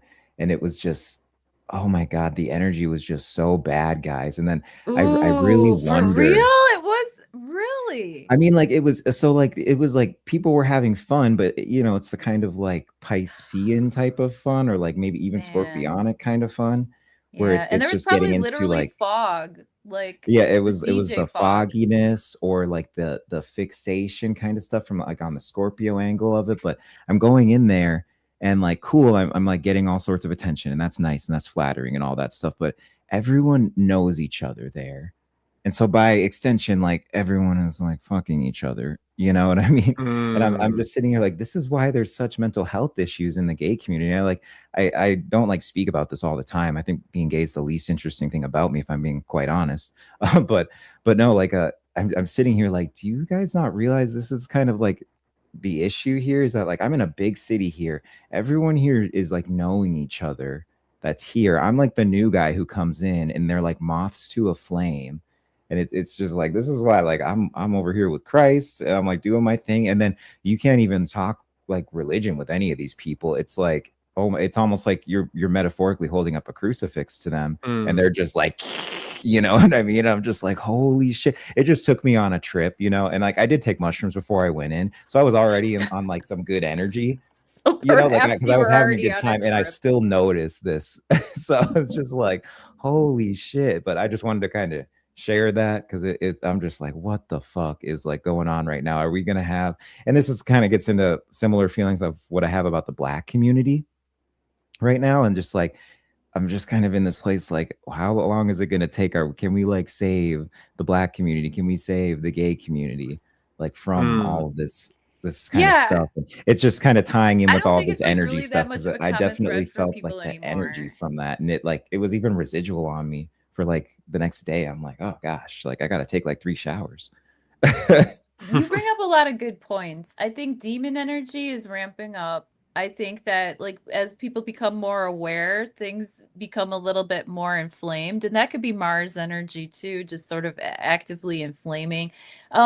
Neptune and Aries. That's probably Neptune and Aries right there. Aries is so masculine, so let's fuck, so um like bang, bang bang, literally and figuratively. And Neptune is also like Piscean, that fog, that vibe, but it also rules over disease and germs and spreading things through, you know, Yeah. Well, we know right? about Like, that in Mhm. that community, so. so there's probably a reason why a lot of the same people keep talking to each other because they have like the same germs. And then Mhm. they're like, Rafi, come, come share Yeah, it germs. was. I did have one good Make out conversation with though, me. because I was standing waiting. I wasn't drinking or anything, but I was standing waiting with my friend for her to get a drink. And behind me, like people started talking about astrology and stuff. And then they were over here like talking about like thinking all Geminis are crazy and stuff, but then they gave all their placements. And I was just like, oh well, like this is why you kind of think Geminis are crazy and like try this and that. Like this is like what Geminis are really like and all that. But it was a good conversation and stuff like that. And I definitely hit on some love stuff with the person, gave out my card. So there were good conversations, but that was like the only good one out of a sea of just like, holy moly, what am I dealing with right now? I went to a show last Sunday and it was amazing. Amazing vibes, complete different opposite experience of, Yeah. yeah, like everybody was so like punk, but everybody was also so just like clean. Like at least Oh, the nice. way that I perceived their vibes Like was, energetically clean, yeah. Well, I I think the mean, universe is pretty good with keeping me like in my day to day walking around talking to service workers. I always have great experiences. So it's like if that's my one bad experience, like over months and months and months, like I'm okay with it, and it's teaching me something. So well, and you didn't really want to go and you went and now you remembered. You're like, yeah, "Oh, yeah, that's why I don't go." yeah. That's why you practice temperance. there you go. Hmm. This is I like that. Sag energy, Jupiterian energy, balance, mixing maybe the water with the wine, maybe not just having just the PBRs, but also having a tea every now and again. These irises look like the irises that are over at my friend's house where I was doing those chores the other day. Um, she has like a little lily pond like that, and I did my Quick Hits Tarot reading over there. Oh yeah, by the way, let me plug Quick Hits Look, Tarot every Monday through Friday, early in the morning. I drop a video with a few tarot cards and some astrology insights. Be sure to like, share, subscribe. I know a lot of you already have, so thanks a lot. What do you have to say about temperance there, Mr. Merlin? Or Raffi? Do you have a temperance, Raffi, or you want to borrow mine? Oh, there she is. I'm trying to remember. Do you know what was it? Was it the new moon in Sag that we went on that deep dive with temperance? Yes, with the flamingos being 1.4 meters long. Oh And yeah. there was like a comment like, and Merlin pointed out during that live stream that they were talking about um 3 flamingos that were 1.4 meters long, beak to foot, tip to beak or something like that. And then he mentioned that it was pi, the number yeah, pi, 3.14. Yeah. 3.14.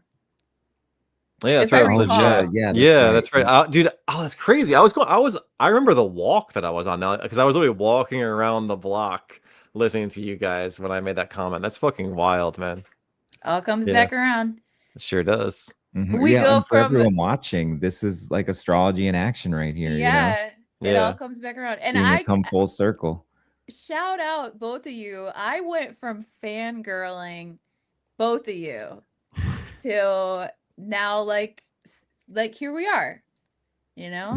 Like I That's feel life. like we're colleagues, you I But know know? yeah. I only been on like on Roberts and you were just like, oh my gosh, I feel like I'm talking to a celebrity. You like I really pumped me up. I'm like, fangirled oh shoot, like I was just like I fangirl his chat so hard. Scrubbies, you saw me meet. Did you go out to sushi with us? not to sushi, but I was down in the lobby with you guys Wait, eating. not sushi, I mean the Brazilian barbecue. Did you go to the Brazilian Was that in the barbecue? hotel? No, it was like out like it was like I forget what the place is called, but do you know where they, for you, Yeah, yeah. Merlin, this is like disgusting, It's but okay. they take like pieces of meat and cut it right at the table and stuff, and they have like all these different kinds of like barbecue, and it's like a huge thing, whatever. Well, anyway, yeah, never mind. I thought you were there. What I like about the temperance card, by the way, is you guys were saying it's Sagittarian card too. And like I'm a ninth houser, so I've got like a lot of Sagittarius. I also have my North Node in Sag. I've got a lot of this Sagittarian energy running in me. But then also I like the Aquarian energy in that card with like the water bearing aspect of it.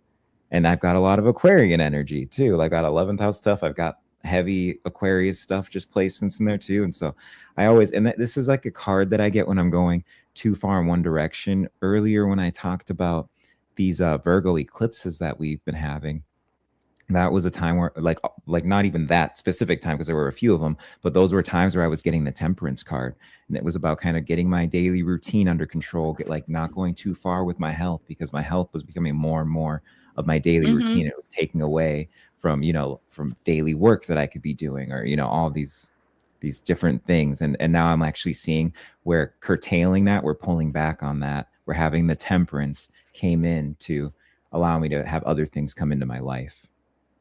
And there's a distinction between the balance that we find in the temperance card and the balance that we find in justice. Like we were talking about earlier with the justice energy. That's cut and dry. That's facts. Temperance is a different kind of balance. Temperance is like more of a blend, more of an alchemical balance. What would you say, Merlin?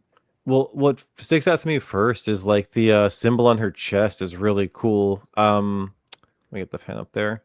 Like this right here, it's a triangle, and Jupiter is so associated with the trine because I've got videos and like describe whatever, Jupiter trines his retrogressions, meaning right now Jupiter is going to enter Leo this year. That means if Jupiter's in Leo, he's going to start retrogressing when the sun enters Sagittarius, and then stop retrogressing when the sun enters Aries. And it's always elemental, which is a trine, which is fucking cool. What I've got two books, which is fucking cool. Well, yeah, it's just like because like Jupiter exists to trine, because then like what are his domiciles? His domiciles trine the moon and trine the sun. Sagittarius, or rather, Sagittarius trines Leo, and then Pisces trines Cancer. So he everything about Sagittarius, Jupiter is all about trining. But I got two books I kind of want to cross-reference a little bit, just two short passages that's cool. One from this is Aleister Crowley's General Principles of Astrology. Oh yeah, I knew you were gonna have to whip out that red book. I have to. And then the other one I got, which is awesome, it's a really tiny book. It's called The Rider-Waite Pictorial Guide to the Tarot. Yeah, I like that. Yeah. Just because like what I like doing is reading and then riffing a little bit. So that's what we do. That's it right there. So Crowley begins, he says, the card which rules over Sagittarius is called Temperance, and it represents the final operation in the great work. Talk about alchemical shit. The great work is your alchemical journey. The card shows a woman in whose girdle shines the sun. Upon her head is the crown of the 12 stars of the zodiac. Okay. Beneath her feet is the moon. Interesting. Oh, looking at the moon card, it's the same lake from the moon card. Wow. Fascinating.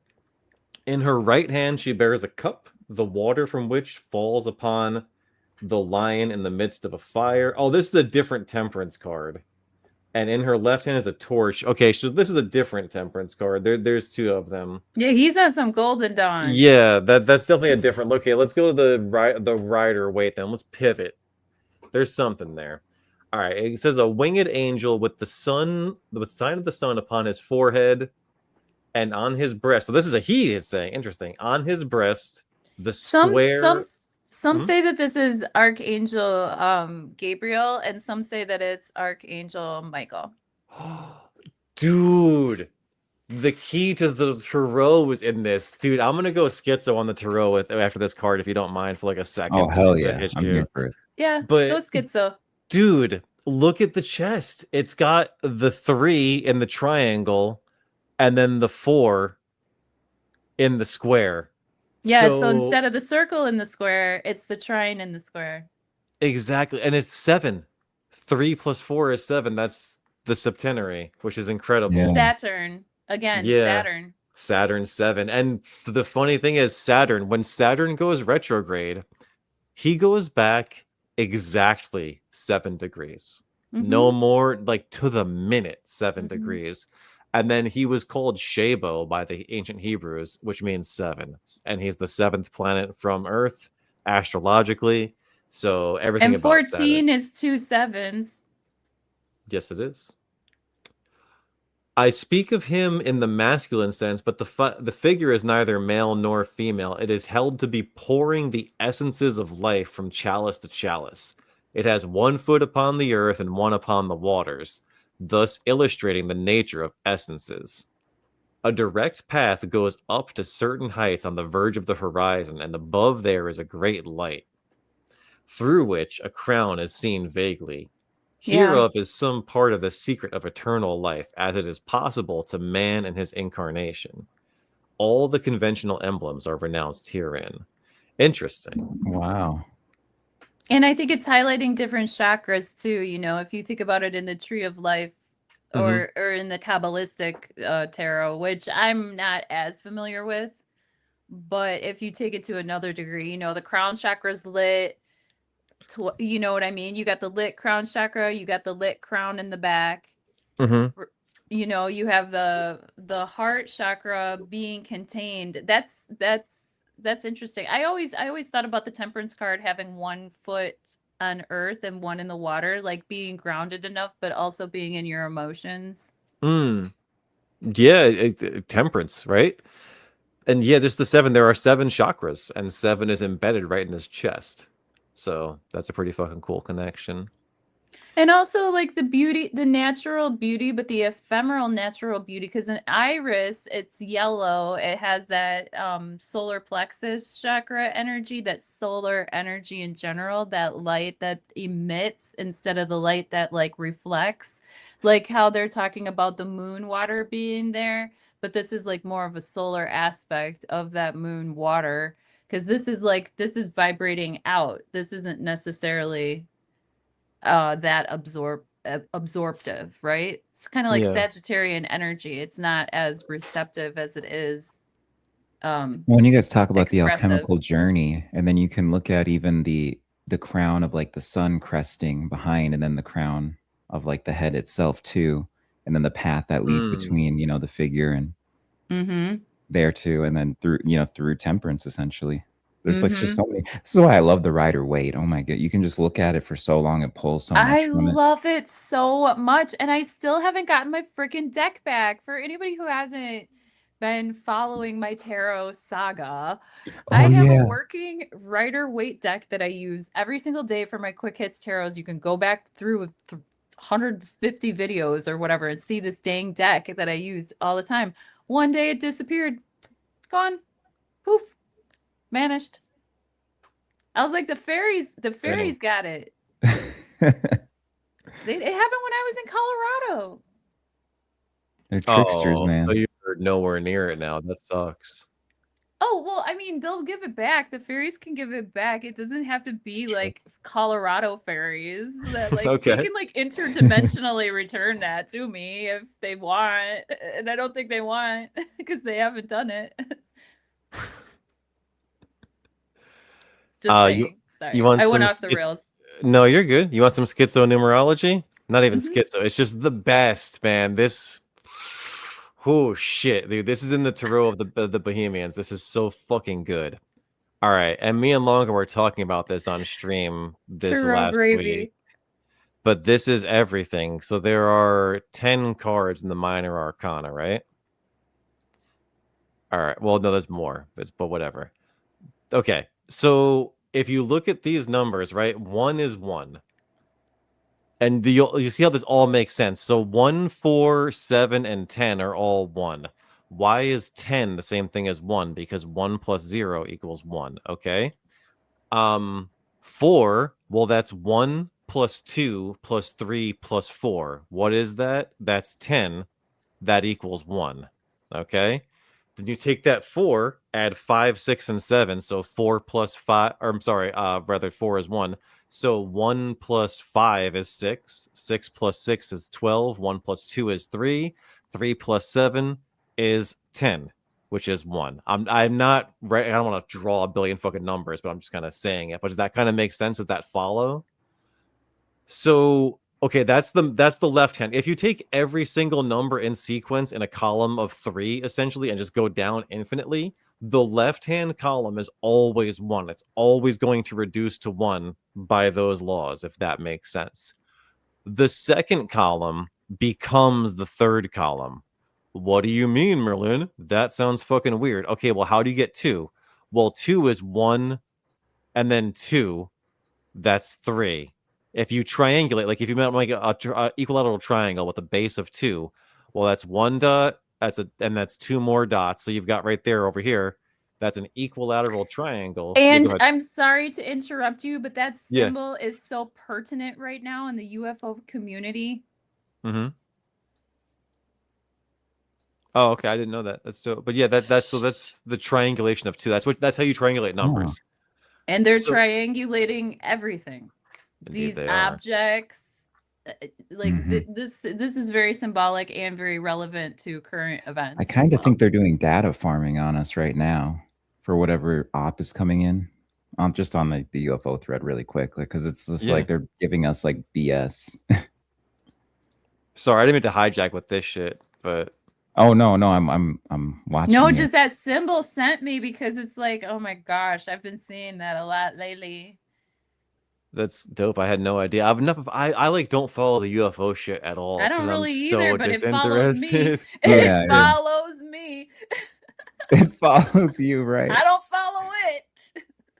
I know. I just follow it in the astrological sense, which I was able to predict that actually. That the second drop would be under the Leo moon because it was that first conjunction with Pluto on V-Day, May 8th, where they dropped it. And then I'm like, oh, okay, so there's like more coming, like every Aquarius one or in Leo or something like that with the moon, because it seemed to be tied to the moon. And then we had that. So keep an eye out for the Aquarius moon again. They might do another drop. Interesting. There's something lunar about it. That's That's gonna be, yeah. Oh gosh, that's gonna be like, I think that's gonna be right around my birthday. Oh, I think my yeah. birthday's on an Aquarius moon. I could be wrong. Carry on, please, with the. yeah, my bad. So yeah, no, it's so just like every middle column, like 2 is 3 because 1 plus 2 is 3. Like up there, you see that's the triangulation of the number. And then 3, like, and then so the left-hand column is always 1. Always 1 on the left here. The middle column is always whatever is next on the right. And then the right is 3, 6, 9. It's always going to be 3, 6, or 9. Like 3 is 1 plus 2 plus 3. Well, 3 is 6.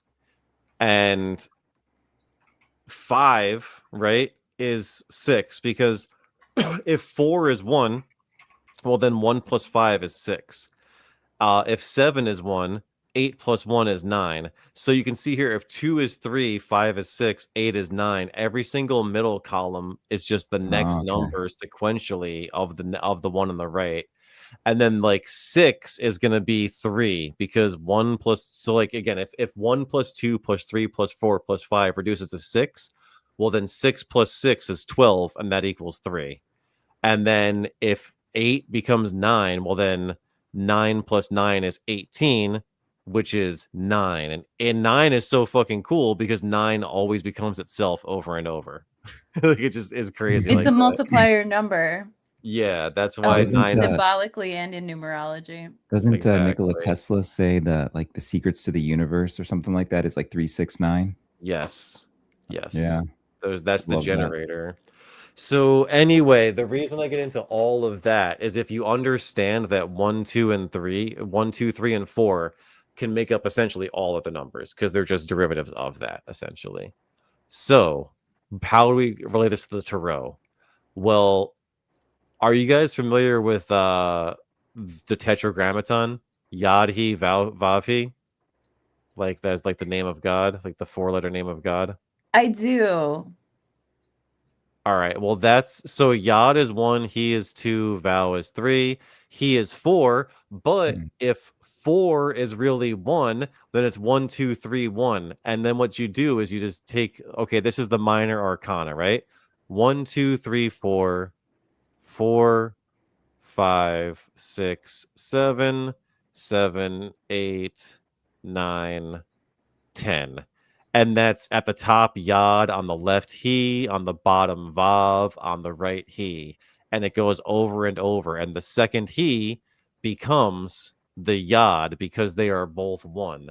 And that is symbolic in the Tarot because the Yod is the active and the He is the passive. What does that mean? Let's take a look at the first card. Hey, it's Iran. The Magician, the first card of the Tarot. Okay, if this is the Yod, then what is Yod about this? The Yod is active. Everything about the Magician is active. He is pointing both hands, one up to heaven, one down to earth. He's standing and he's a man. No offense, Esperanza, but symbolically, men are active, women are passive, right? You have the positive and the negative. Why would that offend me? I'm just saying, it was mostly a I'm joke. literally one of the most submissive people. So Yeah, we just know you're kind of woke, Esperanza. Yeah, you're so, no, I'm woke, just yeah. joking. But the Magician is active completely. The second card is going to be passive completely. Look at the opposites. A woman sitting with a book. Doing magic, very active, right? And what's cool, the Magician has all 4 symbols of the minor arcana there. He's got the pentacles, the cups, the sword, and the wand. It's all there. And then he is the intermediary between God and nature. That's why God, infinity, is above him, nature is below him. Man is the intermediary between God and nature. That's Consider him the copper conduit in your electroculture. exactly. Look at how he's creating Mhm. that beautiful garden from staying in that infinite flow energy. That coil infinity symbol can represent that infinite energetic flow. Yeah. And isn't correct me if I'm wrong, or I guess I'm just thinking of this myself right now, but would the Baphomet be like a perverted version of this principle? Because I know Yes. the Baphomet has the like up and down, like Yeah. fingers and all that. I would attribute that to the devil card. Yes. The Okay. devil does the same exact thing. I got a devil card somewhere in this this old slideshow somewhere. So also he is such solar energy, and the next card is such lunar energy. Yeah, well, yeah, yeah, I mean the next card is the moon for sure. I mean the Empress or the High Priestess rather is the moon. But yeah, and you can see, she has nature behind her, but it's tamed, it's passive. Like below the I think that's a Magician. veil. I think that she's sitting beyond the veil. I think Interesting. that's a veil. I mean, it's pomegranate representing like fertility, but also pomegranates are like rich with age. She's no youngster. Like she is wizened, right? Like Yeah. that fruit, the fruit of life. But I think that she maintains herself behind a veil, right? Like she's not seen fully. Yeah, she is covered for sure. And like her book is covered. And interestingly, her book, Torah. So Or Oh, wow. Rhoda or tarot. exactly. Torah, Rhoda, which is the key to the tarot, and then tarot, all there Yep. in that book in the And yeah, we see push that up. on the wheel. Yep. And we see that I think we just see it on the wheel. Yeah. Sorry, I like the themes of chastity with her too. She's covered up. She's got the cross on her chest, Yeah, solar cross in the chest, but she is the moon, shows her devotion to the sun. Yeah. She ain't no hoe. She ain't hoeing around. She got one bridegroom. She's the bride waiting for the bridegroom. Even though she's between the BJ pillars, she ain't no hoe. You just murdered Esperanza.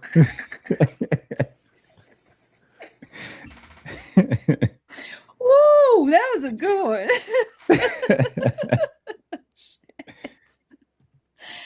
Oh my heavens. Well, leave it to us to blaspheme our high priest.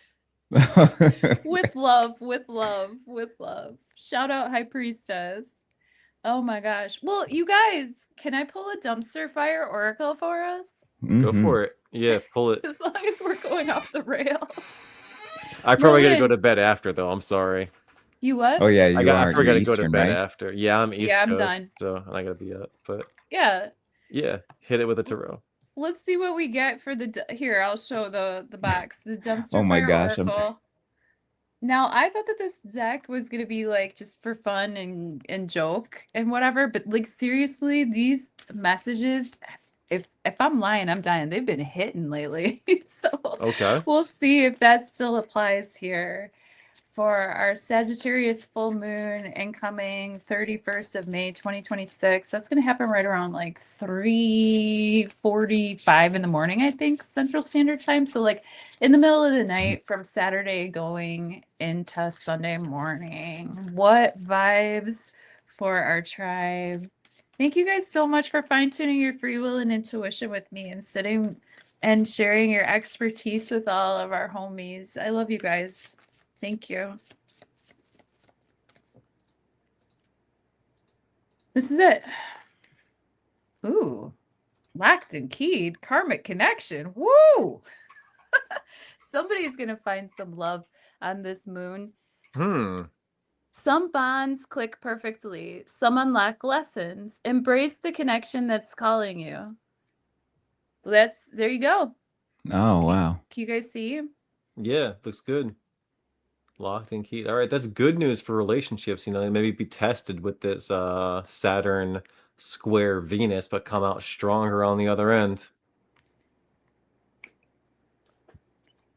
I also think it falls into what you were saying earlier, Rafi, about how people are going to be like getting pretty set on, who belongs with and who doesn't. Oh yeah, definitely.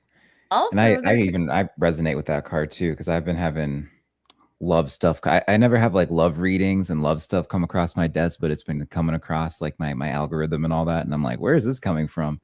And I'm like, even that story I told you guys about this weekend, I'm like, oh gosh, like, is that preparing me for something? I don't, but it's in the air. I've been feeling something coming in. I'm like, oh, okay, well, and I'm so like, I've got that Aquarian place with that moon Saturn. I'm just like, oh gosh, like, am I gonna have time for this? It's gonna take away from the things I got to do. Like, come over here. Ain't nobody got time for no lock and key. I'm like, Except over for here. everybody I has have time for love. This is the healthiest thing that you can do on this planet in these bodies. This is the healthiest thing you could do. Wherever your Lego fits. Hey, yeah. I like that. No judgment. I love you guys. Thank you guys so much. Thank you. It was a pleasure. Thanks for having it. Thanks for putting it together too. Like you really did a lot of the heavy lifting. So thank you. Literally, you don't have to give me much. I will take it and run with it. I'm like, yeah. What? Someone mentioned in passing that maybe they might do a live stream with us. Like, yeah, I'm on it. But yeah, you guys. Yeah, and it was an honor. You kicked off my season of collaborations. So, like for people who check out my channel, like expect to see more collaborations. I kind of got some other people down the list here. I'm looking at doing. Oh, thank you so much. Yeah, let's plug, guys. Subscribe to Rafi Night's Light Astrology. And that's at. Well, I'll put it in the chat. We'll put everything in the chat now at the end of the stream. Yeah, and I was putting it earlier, but I'll repeat it here. But yeah, and just so you guys know, with my stuff, like I was saying, I'm a mundane astrologer. I was saying at the beginning, my newest series I went through is the Trinity of Convergence series. I'm calling it. It deals with Neptune, Uranus, and Pluto, and I was able to specifically tie these and their transits, specifically in the signs they're in now, to Jewish eschatology, which for anyone who doesn't know is the study of end time, study of biblical prophecy. But the mechanisms through which they try to fulfill these prophecies, I was able to connect to every transit. So with Pluto, Pluto in Aquarius, that is, I was able to tie that to Judaism and them trying to push their ultimate eschatology. With Neptune, I was able to tie that to Islam and them pushing their ultimate eschatology. And then with Uranus, I was able to tie that to Christianity and eschatological pushes around that. And it's a pretty compelling thing. It's longer. I have threads that kind of cover it all. But yeah, feel free to check it out, guys. And then now you're going to see me get more into country charts, throw out more world predictions and stuff like that. I just kind of wanted a basis through which you could see I was anchoring a lot of this information to. And on Friday, I do news. I just like chill with you guys and cover news on Twitter and stuff like that and chop it up. Look at the funny stuff going on X. Yeah. And I've got a link tree up there too with the website, nightslight.co for readings if you're interested. Thank you guys.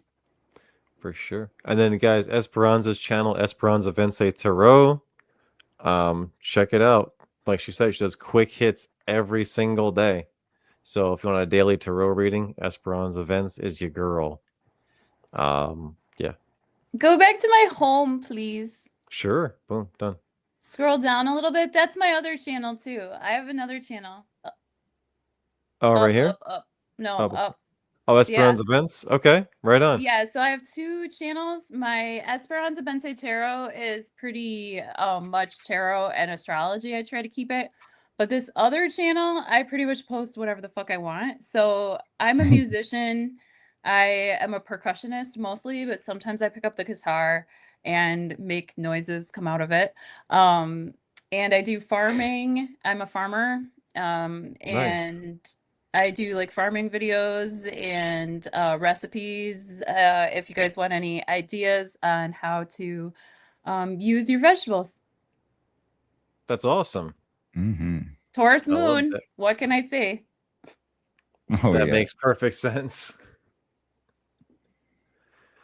Well, all right, guys. It's been an absolute blast. Thank you both very much for hanging with me. I appreciate it. And thank you for hanging with me. You want to go over your stuff too, really quick? Yeah, Mark, can just you for people watching through our show us stream? your new website? You just launched your website. Yeah, sure. He's do I have it linked on bed. YouTube yet? It's all good. No, yeah. So I do Wise Wizard Merlin. It's Wise with a Z. Is my YouTube channel. I do a lot of astrology content, like I was talking about earlier, a traditional astrology. And then the website is going to be wisewizardmerlin.com. If you're looking for a natal reading, or I do natal and horror readings. So if you're looking for either one of those, I am happy to provide and oblige. And yeah, the website is newly launched, but I've already had several customers, and things have been going really, really well. So I appreciate all the support that I've gotten from everybody. Much appreciated. I'm very blessed. I think Rafi, you and I have gone through each other's charts before, but I might have to talk to you, Merlin, for sure. If anybody wants to get a reading with me too, I do 3-card quick hits personal readings for people. They're starting as low as $33. So it's very accessible. If you want to just like try my vibe, you can. Most people book our sessions though. Those are $90. I keep my prices pretty reasonable too. I look at astrology, pull a few cards, basically what we just did, but just me. I wonder if sometime you guys, maybe we could talk about it off air, but like, I think it would be cool to like do like some sort of collective thing where like, oh, like if you book with me, then my buddies too, like if you book a reading with all of us, like maybe you get like a little something or whatever. Or I don't know. I got to think about how to do that with friends, but I want to like give treats like with my friends so that people want all of us at once. Not maybe at once, but like, I don't know. I mean, the thing that I use for booking does have coupon codes. I use Acuity. So it like allows you to like, yeah, just like I was about to use that actually. Yeah, it's again going into business costs. It's like it's $20 a month for the premium, so you can have scheduling. So it's like, but it's not that bad. Anything that's gonna be good is gonna charge you monthly, so it's worth it to just have it. So I have someone is working on a different website for me, but I kind of keep putting it on the back. But they do it through Square. Okay. And I think she has the acuity running through square. Yeah, Well, Acuity uses Square, I think, is like its back end. Mhm. yeah. Yeah.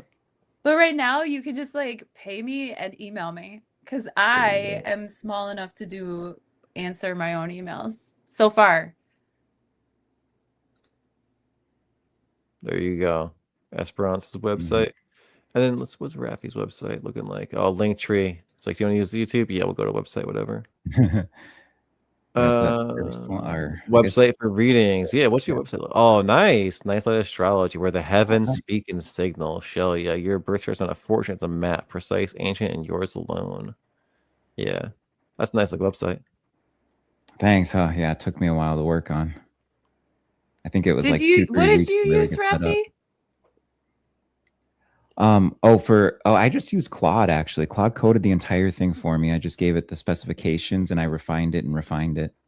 Holy shit. So AI did the whole website coding for you? Yeah, and then I host it Dude. through what is it? I'm forgetting the name. It's right here in my tab. I host it through Netlify. And so Damn. it's just completely free other than the domain, but I paid for like 2 years. That is sick, man. So it's a whole that's fucking awesome. Yeah, and then that's just my consistent aesthetic through everything, and my AI knows it. It brings it over to my thumbnails, everything like that. Dude, I've been thinking about using AI to make an app for me just to do astrology the way I want it to. Because let me just bitch real quick. I'm sorry to keep you guys for longer. If you dip, you need to. No, But they no. changed the way, like, this isn't even like what I use for readings, but this is like my favorite go to astrology website, Astro Charts. And it looks like dog shit now. I don't know why they changed the skin, but like, they made it look fucking horrible. And like they've removed options that used to be there. I don't get it, man. It pisses me Yeah, off. the reason I like them is because they have the celebrity charts. Yeah, they're great for that. And now it's like if you go to I like the chart of the moment. They have the best chart of the moment, I think, where it's just easy, clean, whatever. You know, I use AstroSeek for my chart work, but chart of the moment, I love Astro charts. And now, like, let's say this is just a me thing, right? Let's say I get rid of the outer planets, hit apply. If I go to the next day, they all come back. So Wow. I got to redo it every time. Whereas back in the day, I would like click them all off and they'd stay off until I refreshed the Yeah, and you page. could, Dang. yeah. So I it's might have just to touch base with you on that too, and like we should see what we can figure out in terms of making an app, because I know Cam White made his own app and he got that up and running pretty quickly. yeah, did And he? it's like I've tried Janus, I've tried Solar Fire, and they're just like they're just not hitting right for me. I had Astro Gold. I still have it on my phone. I love it, but it's only available on Mac. And I've got like my new laptop, my new computer Is setup it is a Astrogold the Windows. same as Solar Fire? Well, Solar Fire is just I just open it up and I'm completely overwhelmed. And I sat there for 3 hours really messing with it, and it's just I just think it's horrible. Mm. But I see how other people have it set up and it looks great. And I would like love it that way. Like I see how David has his set up. I'm like, oh, that would be perfect for me. But getting to those settings is the difficult thing for me. I'm almost like it'd just be easier to make one at this point because you have Yeah. Claude Code, and now they just upped the limits on Claude, which I actually had coming in the nick of time when I needed it. But Claude just went up. It's like 4 times the usage on the $20 a month version. And I'm like Nice. never hitting my limit. I might hit my like limit of 5-hour windows, but I never hit my weekly limit. So I can just code and code stuff and That's constantly be awesome. running background research and all. So like that's kind of my next project. I think you're inspiring me to work on that a little, Merlin. But Show maybe we you. could touch base, and because we'll probably have our own specifications we want in an app or something. But I just need something I can run on my computer and like cycle through. Because AstroDeanst, I can't cycle through that day by day. I can't move the chart around when I pull up a certain chart. Mm. Yeah, we'll touch base for sure. But I feel you right now. I'm being a little homeless with the astrology charts. I feel that. Yeah, there's so many options and all of them suck. Yeah. I feel like I'm an earthy gardener and I'm very Taurian and stubborn to like change, but I'm open to hearing what you're saying. I'm curious. I'm still a Gemini. I'm curious enough to wonder about what you're talking about. I mean, pretty analog though. I don't know. Yeah. I just like work. Yeah, well, it's been All right. fun, guys. Yes, I it love you. has. Have a It was wonderful an night, honor. guys. We'll talk soon. All right. All right. Thank you to the audience for Thanks. watching. Peace out, everybody. Yeah, Yeah, thanks thank you guys so everybody. much. Love you. Thank you. Toodaloo.